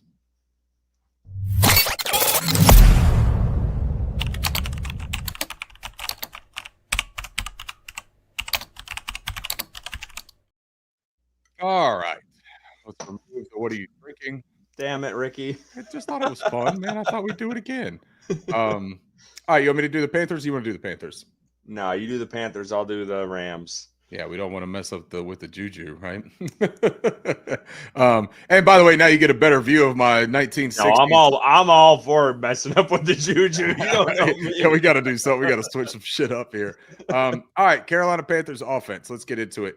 18 points per game. That is the 28th in the NFL. It's just not good enough, man. Anthony commented earlier in the chat something about what we have invested on the offensive side of the ball. And I agree with that wholeheartedly, man. Like this offense is wildly disappointing when you consider you got a offensive-minded coach. You have a first overall pick and quarterback. You have Chuba Hubbard and Rico Dowdle, tandem 1,000-yard receivers 1,000-yard running backs last season. Tedero McMillan has been really nice. He's been really good for him and worth the 8th overall pick, in my opinion. But then you also have Xavier Legette. You also have Jalen Cook, who everyone was excited about, but he's an undrafted free agent. And then, the tight end room, we know that everyone thinks that Jatavian Sanders is supposed to be something. And the offensive line has a wild allocation of resources too. 18 points per game is not good. 185 passing yards per game. You just heard me say that the points weren't good. That's not very good either. That's 27th in the league. Now, 122.3 rushing yards per game is tied for 10th best in the NFL. That's where you make your hay. Unless you're playing on prime time and you're getting 6 yards a clip, and then you go back to that 27th in the league statistic that we just talked about. Here's a good reason. So fucking infuriating. Here's a good reason to keep throwing the ball, though. Your EPA per pass play is tied for 25th in the NFL at negative 0.17. That will keep working. Just keep pushing at it. Just keep on going. You did it against the Falcons. The 49ers are playing 7 back in coverage. Just keep on tossing that thing. EPA per rush, negative 0.03. That's tied for 15th in the league. Right around middle. That ain't terrible. Pass percentage, we're throwing the ball 55.3% of the time. That's tied for 20th. Those numbers don't bother me, man. Like throwing it that often, that doesn't bother me. That's a relatively like regular percentage or split for the NFL right now. You got to throw the ball. The way that the rules are set up, they allow you to throw the ball. We're just not very good at it right now. Defensively, Carolina Panthers still have made such a huge turnaround on the defensive side of this stuff that I am impressed every time that I watch them play defense when I consider what we watched last season with this team. Now, Derek Brown makes a big difference, especially in the points per game. We're talking about 14th in the league at 22.4 passing yards per game. I said we got one of the top 3 cornerback tandems when they're healthy, 211.2 passing yards per game. That's 16th in the league. Rushing yards per game, 115.9 rushing yards per game we're allowing. That's 19th. That's started to pick up a little bit. We know that we had a couple of those games in the week 6 to week 10 stretch where we only gave up 14, 25 yards. Those really skewed the numbers. We're around, and we talked about this, we're in that 15 to 20 range. That's where we should live, I think. That is what we do. The type of coverage that we play or the type of shells that we play, this is what makes sense for us. Plus 0.05 is our EPA per passing play that we're allowing. That's tied for 24th in the league. Negative 0.04 EPA per rush play, tied for 16th. And then teams are throwing it against the Carolina Panthers 54.6% of the time on offense. Let's go back there because I gotta shout out Coach E because there was a lot of folks, I tweeted this out, that shit on this guy, wanted him gone, thought he couldn't be a coordinator anymore, like he forgot how to coordinate. And I told y'all, and I don't like to toot my own horn, but a couple drinks in, I'm gonna do it. Yes, you do. A couple drinks in, I'm gonna do it. When he has players and talent, and he still doesn't have a lot of talent on that pass rush right now. When he's got players and talent, this defense, you can see, has made vast improvements. I think before the season, we talked about where is he going to be?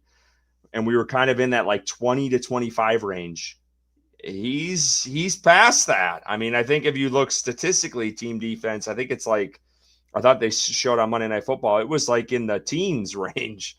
Yeah. So hats off to Evero. I think he's going to get head coach interviews this offseason, and they might have a hard time trying to keep him around here. So hats off to him. He's hell of a turnaround when he actually has players to scheme up and show what he can do on defense as a coordinator. He has been as billed, I think, when he was signed here from the Denver Broncos, and there was talked about as him being a head coach candidate and well regarded and highly thought of in the league. I think that he's proven why is because he's a very smart coach. And I think that, sky's the limit if you were to give him an immense amount of talent.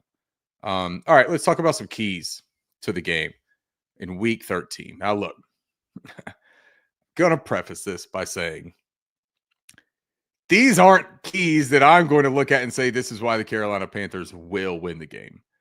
It's any given Sunday. There's not a reason to say that they're 100% going to lose. No, you could catch somebody tripping, right? We got a chance, but I don't feel terrific about this matchup. So I tried to find things to kind of point out some areas that I think will be noticeable on Sunday. Yards after contact per attempt on offense. We have 3.19 is our mark. That is 13th best in the league. I think that is where we have got to rest our bones on Sunday, man. You got to run the football. And I'm not saying be one-dimensional because that won't be beneficial or fruitful for this offense. But if you don't run it more than 9 times, I honestly don't know what to do, man. I don't know what I'll do. If they run it single digit times again on Sunday, Rico might quit. we should quit. We should all quit. If they run it single digits on Sunday, I don't care if we're down by 35 in the first quarter. You run that thing, tote the rock.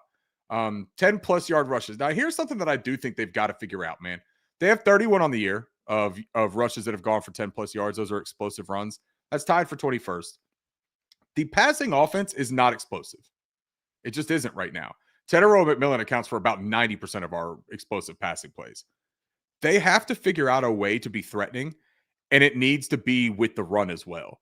I know that neither Chuba or Rico has explosive speed, breakaway speed, FU speed, you take it to the house. But the creativeness in the concepts on these runs, they got to get some more of these toss crack plays, right? They've got to get a little bit more of these insert motions. They have got to get back to what was working really well. And I know that the Dolphins and the Cowboys had bad rushing defenses. I get it. But man, we were good rushing offense in those games. We were creative. We were innovative. We were mixing things up. The splits between gaps runs, man runs, power runs, counters, duos, inside, outside zone. You have got to get back to mixing it up, and you can't do that if you don't have the amount of carries that you need to do it. So I want to see them become threatening in that again. I want them to work that out. The Rams do a great job of innovation in their run game. And so maybe Canales will have a little motivation to try to match that on Sunday. Quarterback pressure rate allowed for the Carolina Panthers is 37.5%. That is 26th in the league. That's going to show up against the Rams, man. I don't know if y'all have heard of them. They got a guy named Jared Verse. Pretty damn good. I mean, like, real good. And that is going to be interesting. I said that I would not take down the Carolina Panthers defensive quarterback pressure rate until they made me. Hey, it's at 30. No, it's at 30, but it went down. It was at 28% going into the Monday night game. There just wasn't another team that sucked so bad that it made us go down in the rank or up in the rankings. 27.4% is down from 28%. We did not generate hardly any pressure against the San Francisco 49ers. They have a good offensive line, but I got bad news for you. So do the Los Angeles Rams. Here's a fun one. This is new. We've never done this one before. 2. That is the number of healthy starters in the Carolina Panthers secondary going into Sunday. That ranks bad in NFL terms. Just bad. I don't know what. Can I ask you, Ricky, quick, while we're on that? What would be your combination with Merrick out? What would you do in this situation with the secondary? I know that's asking a lot with the corners and the safeties, but what do you feel like is going to give them the best chance to put up a fight against the number one team in the NFC right now? I think most people would say Lathan Ransom because of the 1-for-1 swap in the style of play that he plays compared to Trayvon Merrick plays. But when you look at the opponent of the Los Angeles Rams, Shaw Smith-Wade might be worth taking an extra look back there in the safety position because they throw the ball extremely well. And you're going to need somebody with the range and with the ability to play deep. Lathan has struggled a little bit in that range. And I'm a big Lathan Ransom guy. He has had some pretty significant miscues in coverage.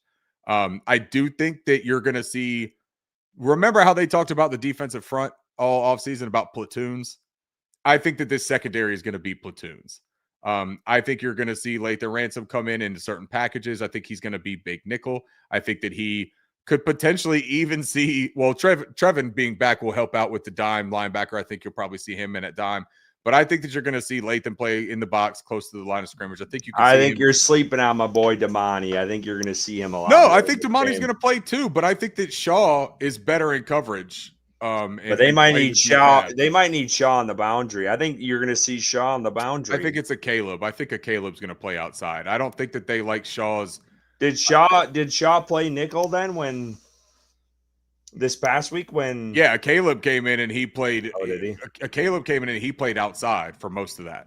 And Shaw played nickel. He played a little bit of nickel, but they also used Lathan in at nickel. Yeah, they also used him at safety. Shaw played safety as well. And so that's what I'm saying is I think they're just going to use a platoon, man. I don't think it's going to be a – Well, and they brought these other guys. Isaiah Robert Simmons, Rochelle. yeah. Well, those guys, I think those guys are going to be asked Special to do a teams. lot more in special teams than Yeah. coverage. If you're playing Rochelle and who's the other, David Long, if you're playing either of them in corner, someone's gotten hurt, or you're in a world of pain, and it's a 40-point game and you're playing the reserves to get looks. But that is a key piece for Sunday, man. I hate that we're going in without Trayvon Merrick. I hate that we're going in without J.C. Horn. Because you said Devontae Adams, and yeah, Devontae Adams is terrific, and that doesn't even talk about Puka Nacua, who is maybe the biggest threat of a wide receiver outside of like Jamar Chase in the NFL because of the way that they could use him. Passing touchdowns allowed. This is an important one. Carolina has allowed 14 this season. That's tied for ninth, man. They've been a little bit stingy about letting people pass into the painted grass, but they're going to get a serious test against the Los Angeles Rams, because this Los Angeles Rams team, as Curtis is about to tell you in the Los Angeles Rams, he's going to tell you about this offensive performance from these Rams. Dominant. Stafford. Bryce Young talked about him today. I think he said he's incredible passer. Balling. Yeah, he's outstanding. And we were talking about a guy who they were questioning if he'd play the season because of his injuries. I'm not seriously. And there was in the offseason, was Stafford going to be even on the Rams with him trying to, branch out a little bit? So anyway, they put him in some sort of like cryogenic stem cell bath, and weird. he's incredible. Yeah. I need one of those things, man. I played pickup basketball at Park Road Park on Saturday, and I'm still limping around. I need help, man. I tore a rotator cuff. This thing is hanging on by like shoestring fries. You're always getting hurt. What the hell? I'm always hurt, man. I'm 40 years old, and I try to play like I'm 21. It's not good. You need some icy hot. We played 3-on-2 against a bunch of really good players, and I got smoked. It was terrible. We won. Hey, we lost, but it was like 20-22. It was still close. Hey, no one cares about your pickup game. They should. It's on my resume now. All right. Rams offense. So 27.8 points per game. That's 6th in the NFL right now. They've been outstanding this year. Stafford's been healthy, and he's a baller when he's hurt. Like, he is one of the toughest quarterbacks ever to play this game. Seriously, he's been outstanding. I think he's one of the top 5 most talented throwers of the football to ever play the game. That's bold. I don't know if I'd go there. Yeah. 248.4 pass yards per game. That's 5th in the NFL. 110 rush yards per game, which is 22nd. They obviously lean on the pass a lot. We talked about Devontae Adams. We talked about Puka Nacua. I don't even know if you want to forget about Whittington, because I feel like this guy could make a statement against Carolina, because Carolina seems like when you have a no-name guy, he comes out to play against the Carolina Panthers. Well, you know who they get back this week too, right? No, I don't. Tutu Atwell. Oh, not great at all. Yeah, that's not great. Yeah, he's a speedy guy. He's the beep, I'm out of here. 0.17 EPA pass, which is 3rd in the NFL, outstanding. They're minus 0.05 EPA per rush, which is 19th? Yeah, 19th in the league. And then pass percentage, 57.4% of the time, which is 16th in the league right now. There's no doubt about it. This offense, and we talked about this time and time again on this episode, they offensively are probably the best team in the NFC right now. And you could argue, and you could argue one of the top teams in the NFL, not even the NFC. So they're playing at a really good level right now. Let's go to the defense here. Ricky, if you can help me out. There you go. Yeah. Hey, I will say this. Curtis just put his head down, guys. Yeah, he was sitting there and he looked at these slides and he put his head down. He just didn't have anything. We did snag one of their coaches, which I thought was a really good move in the offseason. AC Carter, bringing him over. I think he has helped this defense. And maybe, Rick, you can talk about this more. But, I mean, we were talking about Jared Verse, the edge rusher they got, and their defensive lineman who played outstanding last year. Byron Young. Byron Young.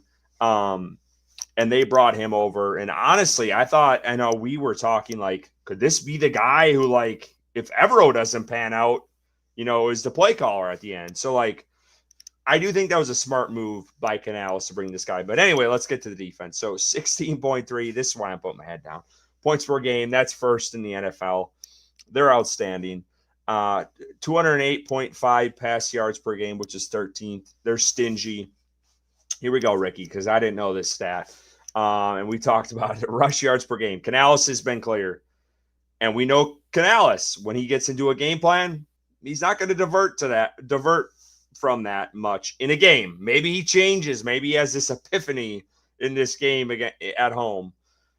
But they're 13th with rush yards per game at 102.7, which, man, they're stingy. They're stingy across the board. This is a damn good team from offense to defense. There's no do they have a deficiency on special teams? Maybe that's our in here. No, they don't. Okay. No.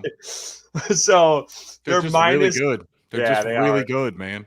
Minus 0.22 EPA passes EPA per pass. Come on, I'm struggling here. Second in the NFL.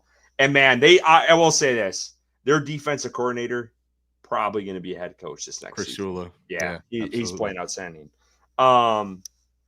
They're second in EPA per pass, which, I mean, for Carolina, Canales is going to try to go back to the run game. Hopefully that, Rico is the difference maker here. And I don't know. Chuba's been running pretty hard these last couple games. Chuba's been running well, man. We'll talk about that. EPA per rush, that's 0.11 minus per rush, which is tied for fourth. Again, outstanding. And then pass percentage against their defense. Is that right? Did I say that right? Yeah.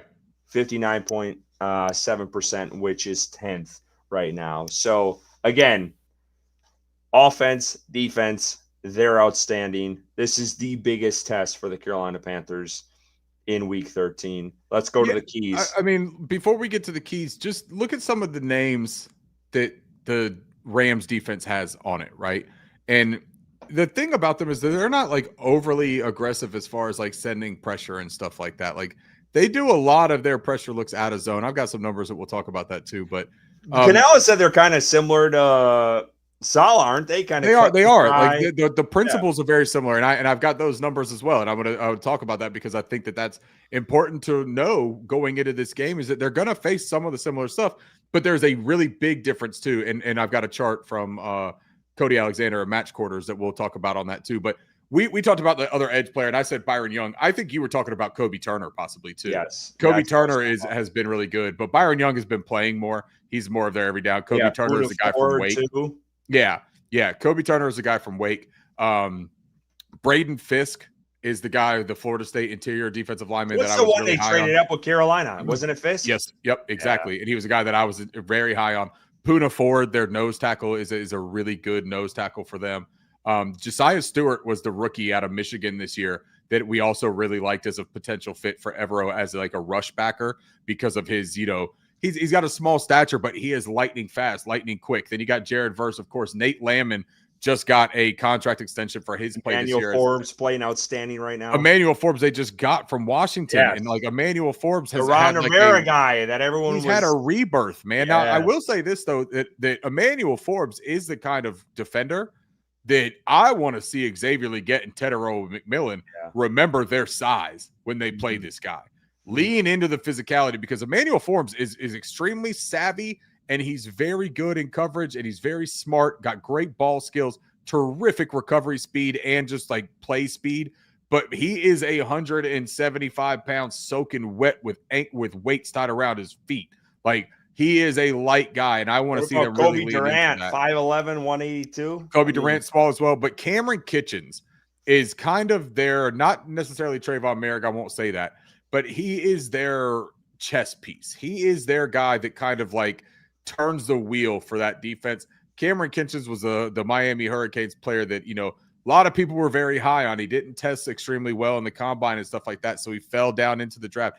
This is a big-time football player in Cameron Kitchens, and they move him around. They'll have him in the deep third. They'll have him in the box. They'll have him playing nickel. This is a very good football player, man, and like it just worries me so much when you look at the talent that they have.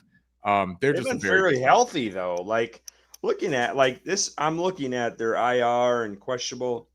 they are a fairly healthy team. Yeah. You obviously see, you said Tutu Atwell's coming back. Yep. Also, I'm sorry, man. I didn't realize this was a Harrison Mevis There's a revenge game. Mevis revenge game. Jesus Christ. Kicker, and he just played really well against the Buccaneers too. Yeah. Right. Yep. All right, Ricky, hit us with the keys. You want me to do it? No, Okay. I'll do it. Here we go. Got it. Listen to Whiskey Curtis. 35.7% play action rate, which is first. That scares me because we saw Carolina bite on a lot of that, dude. Man, this is going to be a tough game, and I'm going to this one. 30 pass touchdowns. They have 30 pass touchdowns already? And guess how many interceptions Matthew Stafford has to those 30 passing touchdowns? Good Lord. 4? The same amount of healthy starters we have in the secondary. Look at that. You're setting balloons off. Yeah. That's StreamYard trying to be like, hey, do we they feel really bad have 30 pass touchdowns already? 30. And you know who's second That's in the league insane. is 24. The second place is 24, and that's the Dallas Cowboys. 30 passing there's touchdowns. hope. There's hope. We 2 beat interceptions. Dallas. We beat Dallas. This is not Dallas.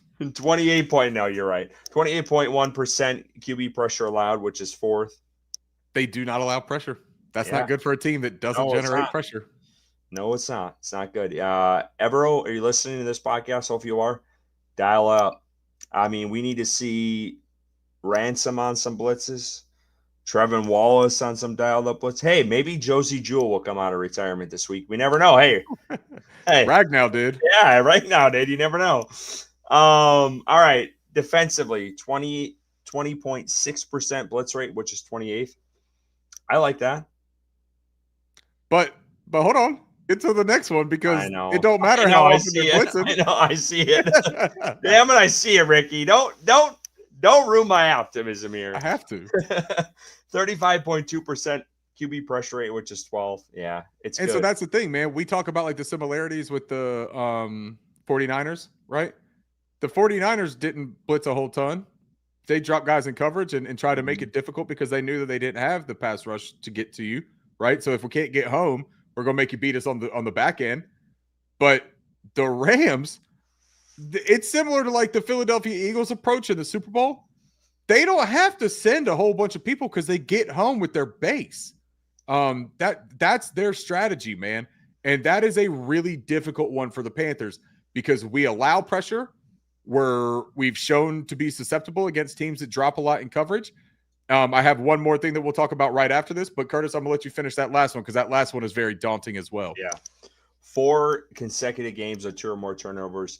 This reminds me, Carolina has to play this team like they did the Green Bay Packers, like they did the Philadelphia Eagles, and like they did the Chiefs last year. Yep. And that is how they're going to be in this game. And that is a lot to ask with all the injuries. It's going to be a tough sell for this team to do that. But that is the only way they're going to be in contention in this game. But go to the other stats you got going. They simply cannot give up opportunities. No, you have to be perfect. They're going to have to be damn near perfect. Exactly. Couple quick stats, and then I've got a few charts that we'll show just to demonstrate the things that we just talked about. The Rams defense plays at a dime personnel 31.6% of their time. That is by far the highest in the NFL. For comparison, the Carolina Panthers have been playing out like 11 to 15%, and that is wildly high for the Carolina Panthers. But that is what the Rams do. They have a lot of guys back there in coverage. They have a bunch of defensive backs out there, and they use that versatility because their defensive front is potent enough that they don't have to figure all of that out. And they show, here's what I was getting at with the other thing. They have 66.9% of their blitzes come from zone coverage. That's 5th highest in the NFL. They do a lot of simulated pressure looks, so they are going to show blitz a lot. They don't blitz that often, but then they drop back in coverage, and they have so many defensive backs on the field. And that's like the San Fran mind games of Bryce Young. It is crazy, man. Like what they do is really impressive. You talk about the similarities. Cover 3 and cover 6 shells, they are top 10 in the NFL in those coverage rates. They are 13th in cover 4. Cover 4 is what gave the Carolina Panthers such trouble against the Cardinals and against the San Francisco 49ers this past week. That has been something that when you have 7 guys back in coverage, it has been a problem for this Carolina Panthers offense. The Rams offense, a couple of other quick notes on that. We know that they like to, we heard Canales talk about it earlier. This is something that I thought that when they had Thomas Brown come here to Carolina, right? Remember when he was our offensive coordinator? This was something that I was excited about, was the way that they stay multiple within one personnel grouping. They run out of 11 personnel 69% of their time. That's tied for 5th most in the NFL, but they do everything out of that 11 personnel. The insert, the shifts and motions, they are 63% of the time shift and motion rate. That's tied for 4th most. They will stay so multiple. You have no idea what they're doing, and they keep the same personnel on. They are vicious in the way that they approach. They are methodical and they are surgical. It is such a sharp offense and such an innovative offense. And Sean McVay, you can't do anything but respect and admire the way that that guy coaches, because he has changed his approach multiple times. He has done things differently. He has innovated those insert blocks into.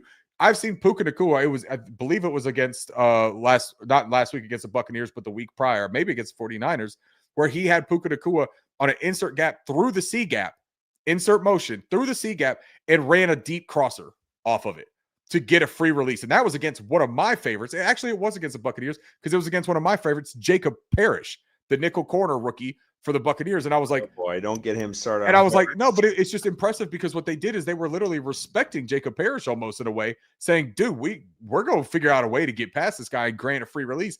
And it worked. You put him inside that traffic and you're going to be able to work it out. They are so smart. They're so creative. And then Devontae Adams is just catching. Yeah, Puka had a hell of a game. Hell of a game. There, he's a Swiss Army knife, dude. It is really impressive stuff.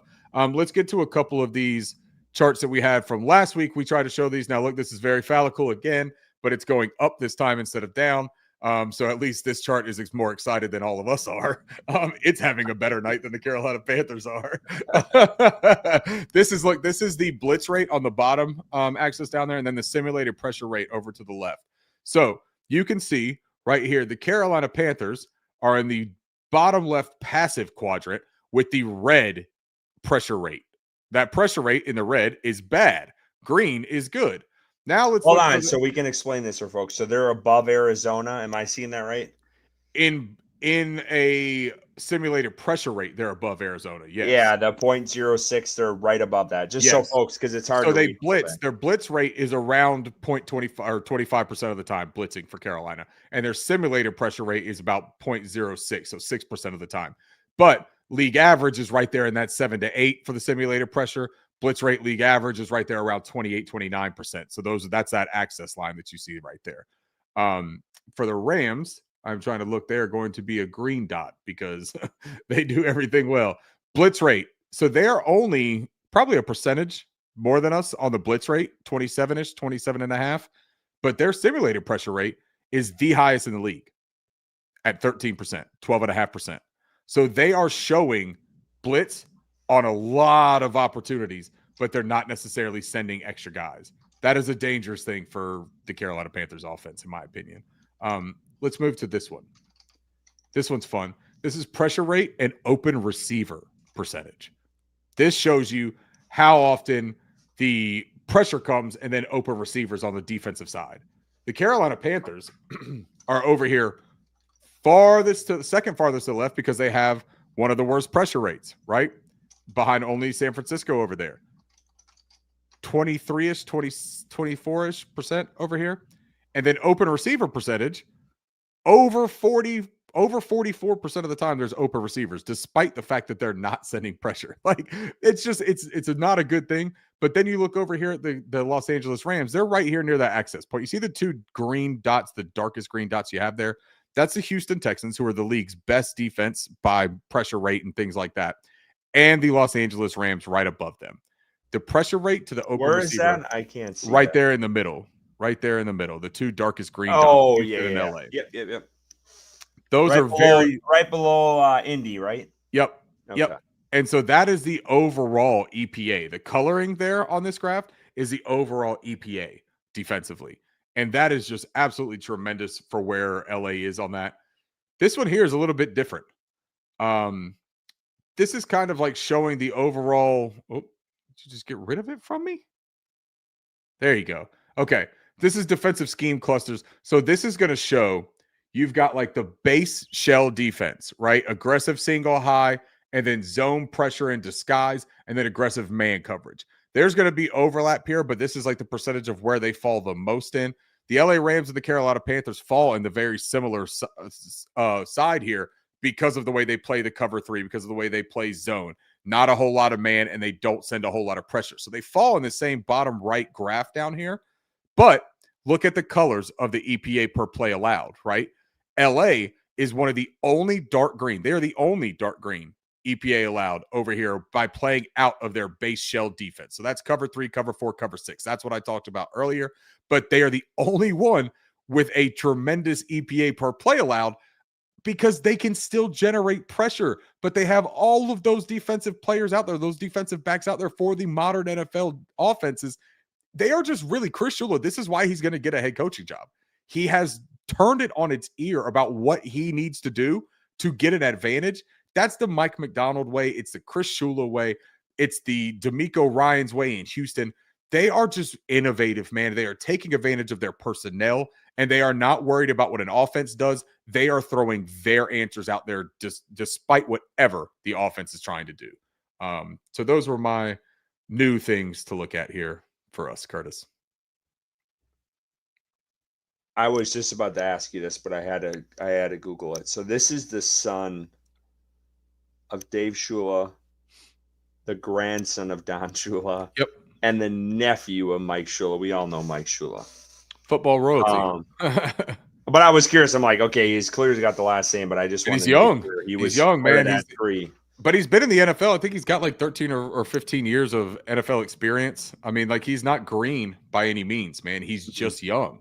Like and you talked about like all the Rams players or coach that we have, right? When we brought in AC Carter, former Rams. We got a lot of Rams. We got forward, dude. Yeah. We got Nick Scott, Christian Roseboom, Austin Corbett, Ashawn Robinson, Bobby Brown, and Ajero Evero, Darren Bates, AC Carter, Jonathan Cooley, and then defensive assistant Kevin Peterson. Those are all former Rams that are on the Carolina Panthers. Now, former Panthers for the Rams, you might remember Chase Blackburn. He is their special teams coordinator now. Chase Blackburn, former linebacker. I did not know that. Holy shit. Yep. And then, of course, Harrison Mevis. Their quarterbacks coach, Dave Ragon, was with the Carolina Panthers back in 2007. And their offensive line coach, Ryan Wendell, was with the Carolina Panthers in 2016. Huh. Fun thing to watch for if it gets here to this. Now, this isn't a Panthers fun thing to watch for necessarily, but it's a history thing, so it's always fun. Matthew Stafford needs 19 completions to pass Ben Roethlisberger and move to 7th all time. All right, Ricky. You like that? Let's get the predictions here. What do you got? What do you got? I won't sugarcoat it. I don't like this game at all for the Carolina Panthers. I don't like it at all. I do think that they play with some tenacity, especially early on, because I don't think that this is a weak-minded team. I don't think that this is a rollover, just, take your whooping type of team. They're going to come out. They're going to try to play their hardest. They are at a huge disadvantage, Curtis. There's no way else to put this. I think that God. I think that this is a blowout. I think that it is 34-13 Rams. I'm going to go to somewhere. We didn't get a ton of predictions. Hey, we got almost 5:30 in here. Come on, give us your predictions, folks. We appreciate y'all being in here too, by the way, man. Oh, yeah. The night before things, cheers. Appreciate rocking with us.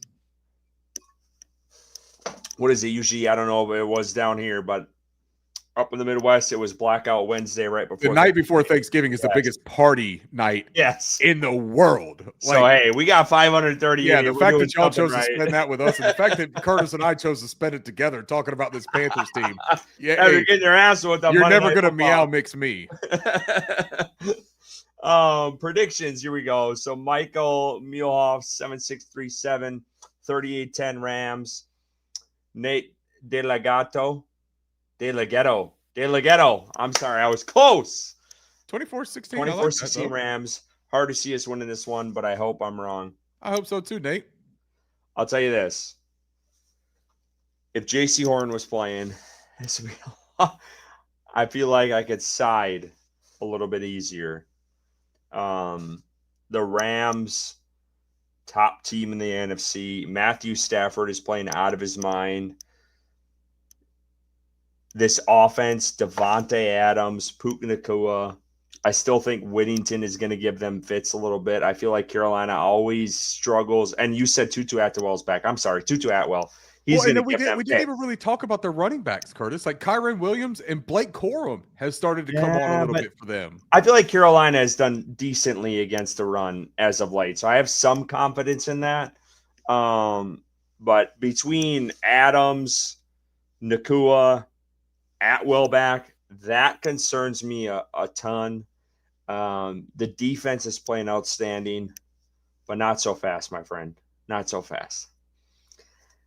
There ain't no way.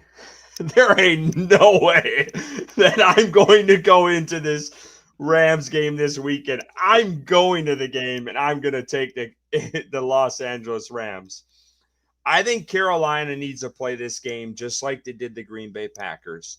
It needs to be long, methodical drives, just like San Fran did this on Monday against Carolina. It was 15, 16 play drives.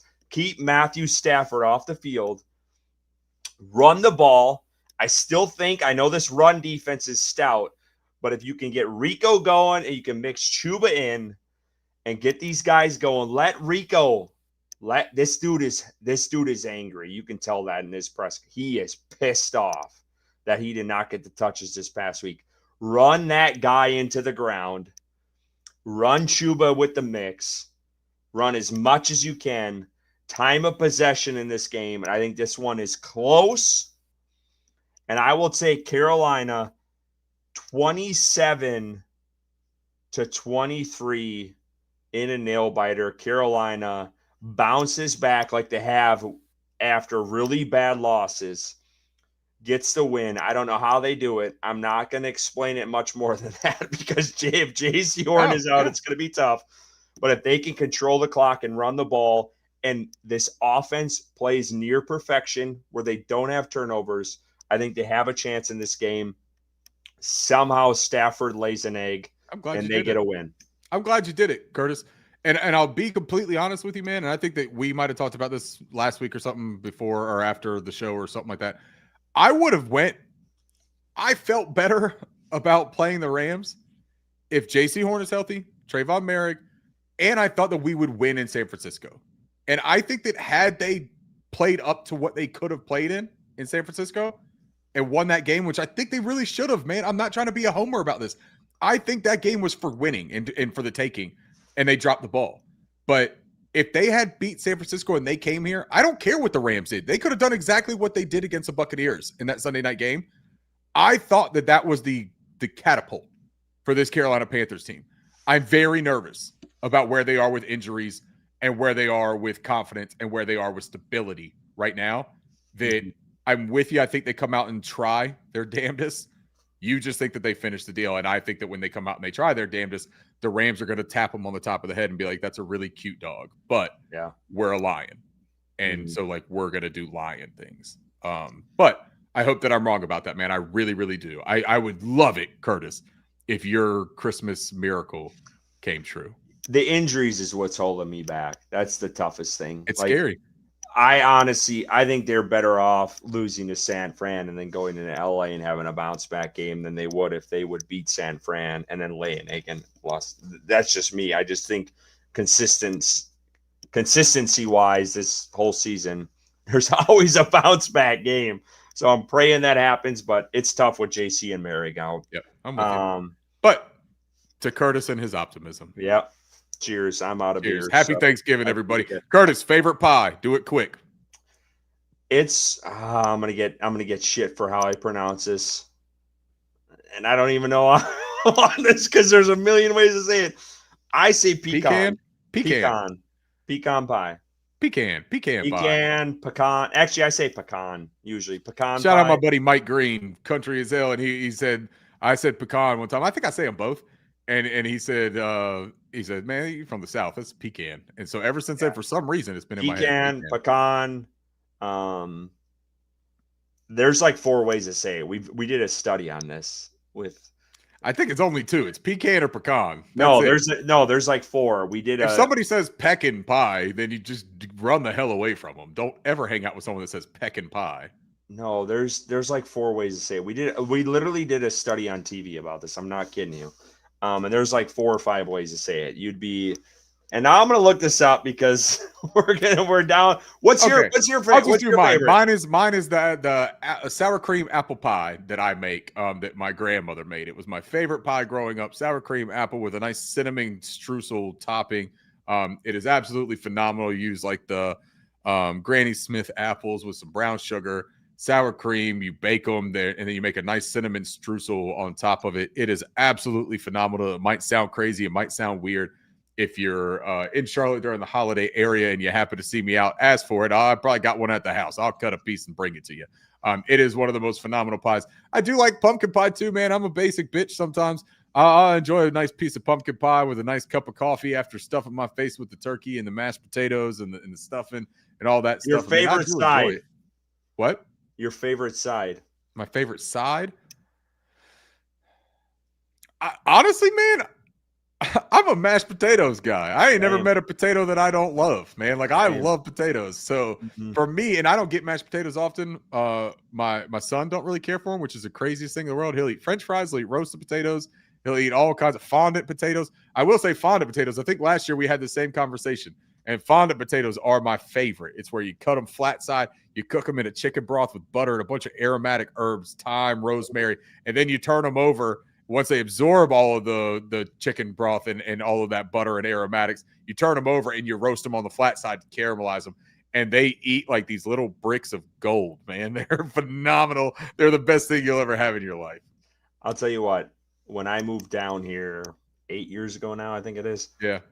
Mac and cheese was not a thing in the Midwest. Yeah. Oh, we do it big here. And mac and cheese like changed my life on Thanksgiving. And I'll tell you what, Mac. Yeah.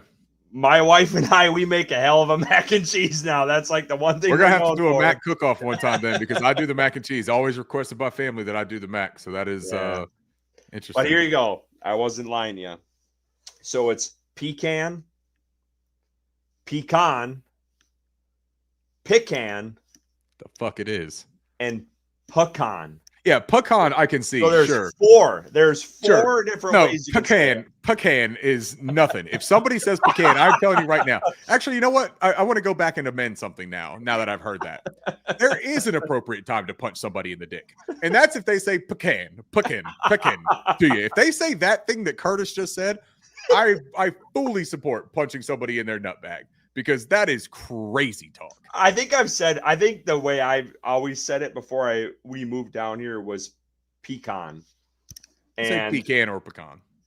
And then I've kind of adjusted a little bit. But anyway, that's a whole nother conversation. But anyway, so Rams Sunday, 1:00, pretty big game. I know many folks they're hesitant about it. I get it. I'll be there.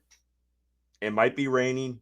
It's going to be cold. There's no doubt about that. It's definitely going to be cold. We do have our ticket winner, so hopefully we can meet up for that game, or at least say hi, exchange some words before the game. But if you are going, let me know. I'd like to say hi to y'all. But I appreciate everyone for tuning in. And I know they consider this back home Blackout Wednesday. That's what we called it. So thank you guys. 530 plus on a Wednesday night, the day before Thanksgiving. Everyone's getting their meals ready, meeting with family. We get it.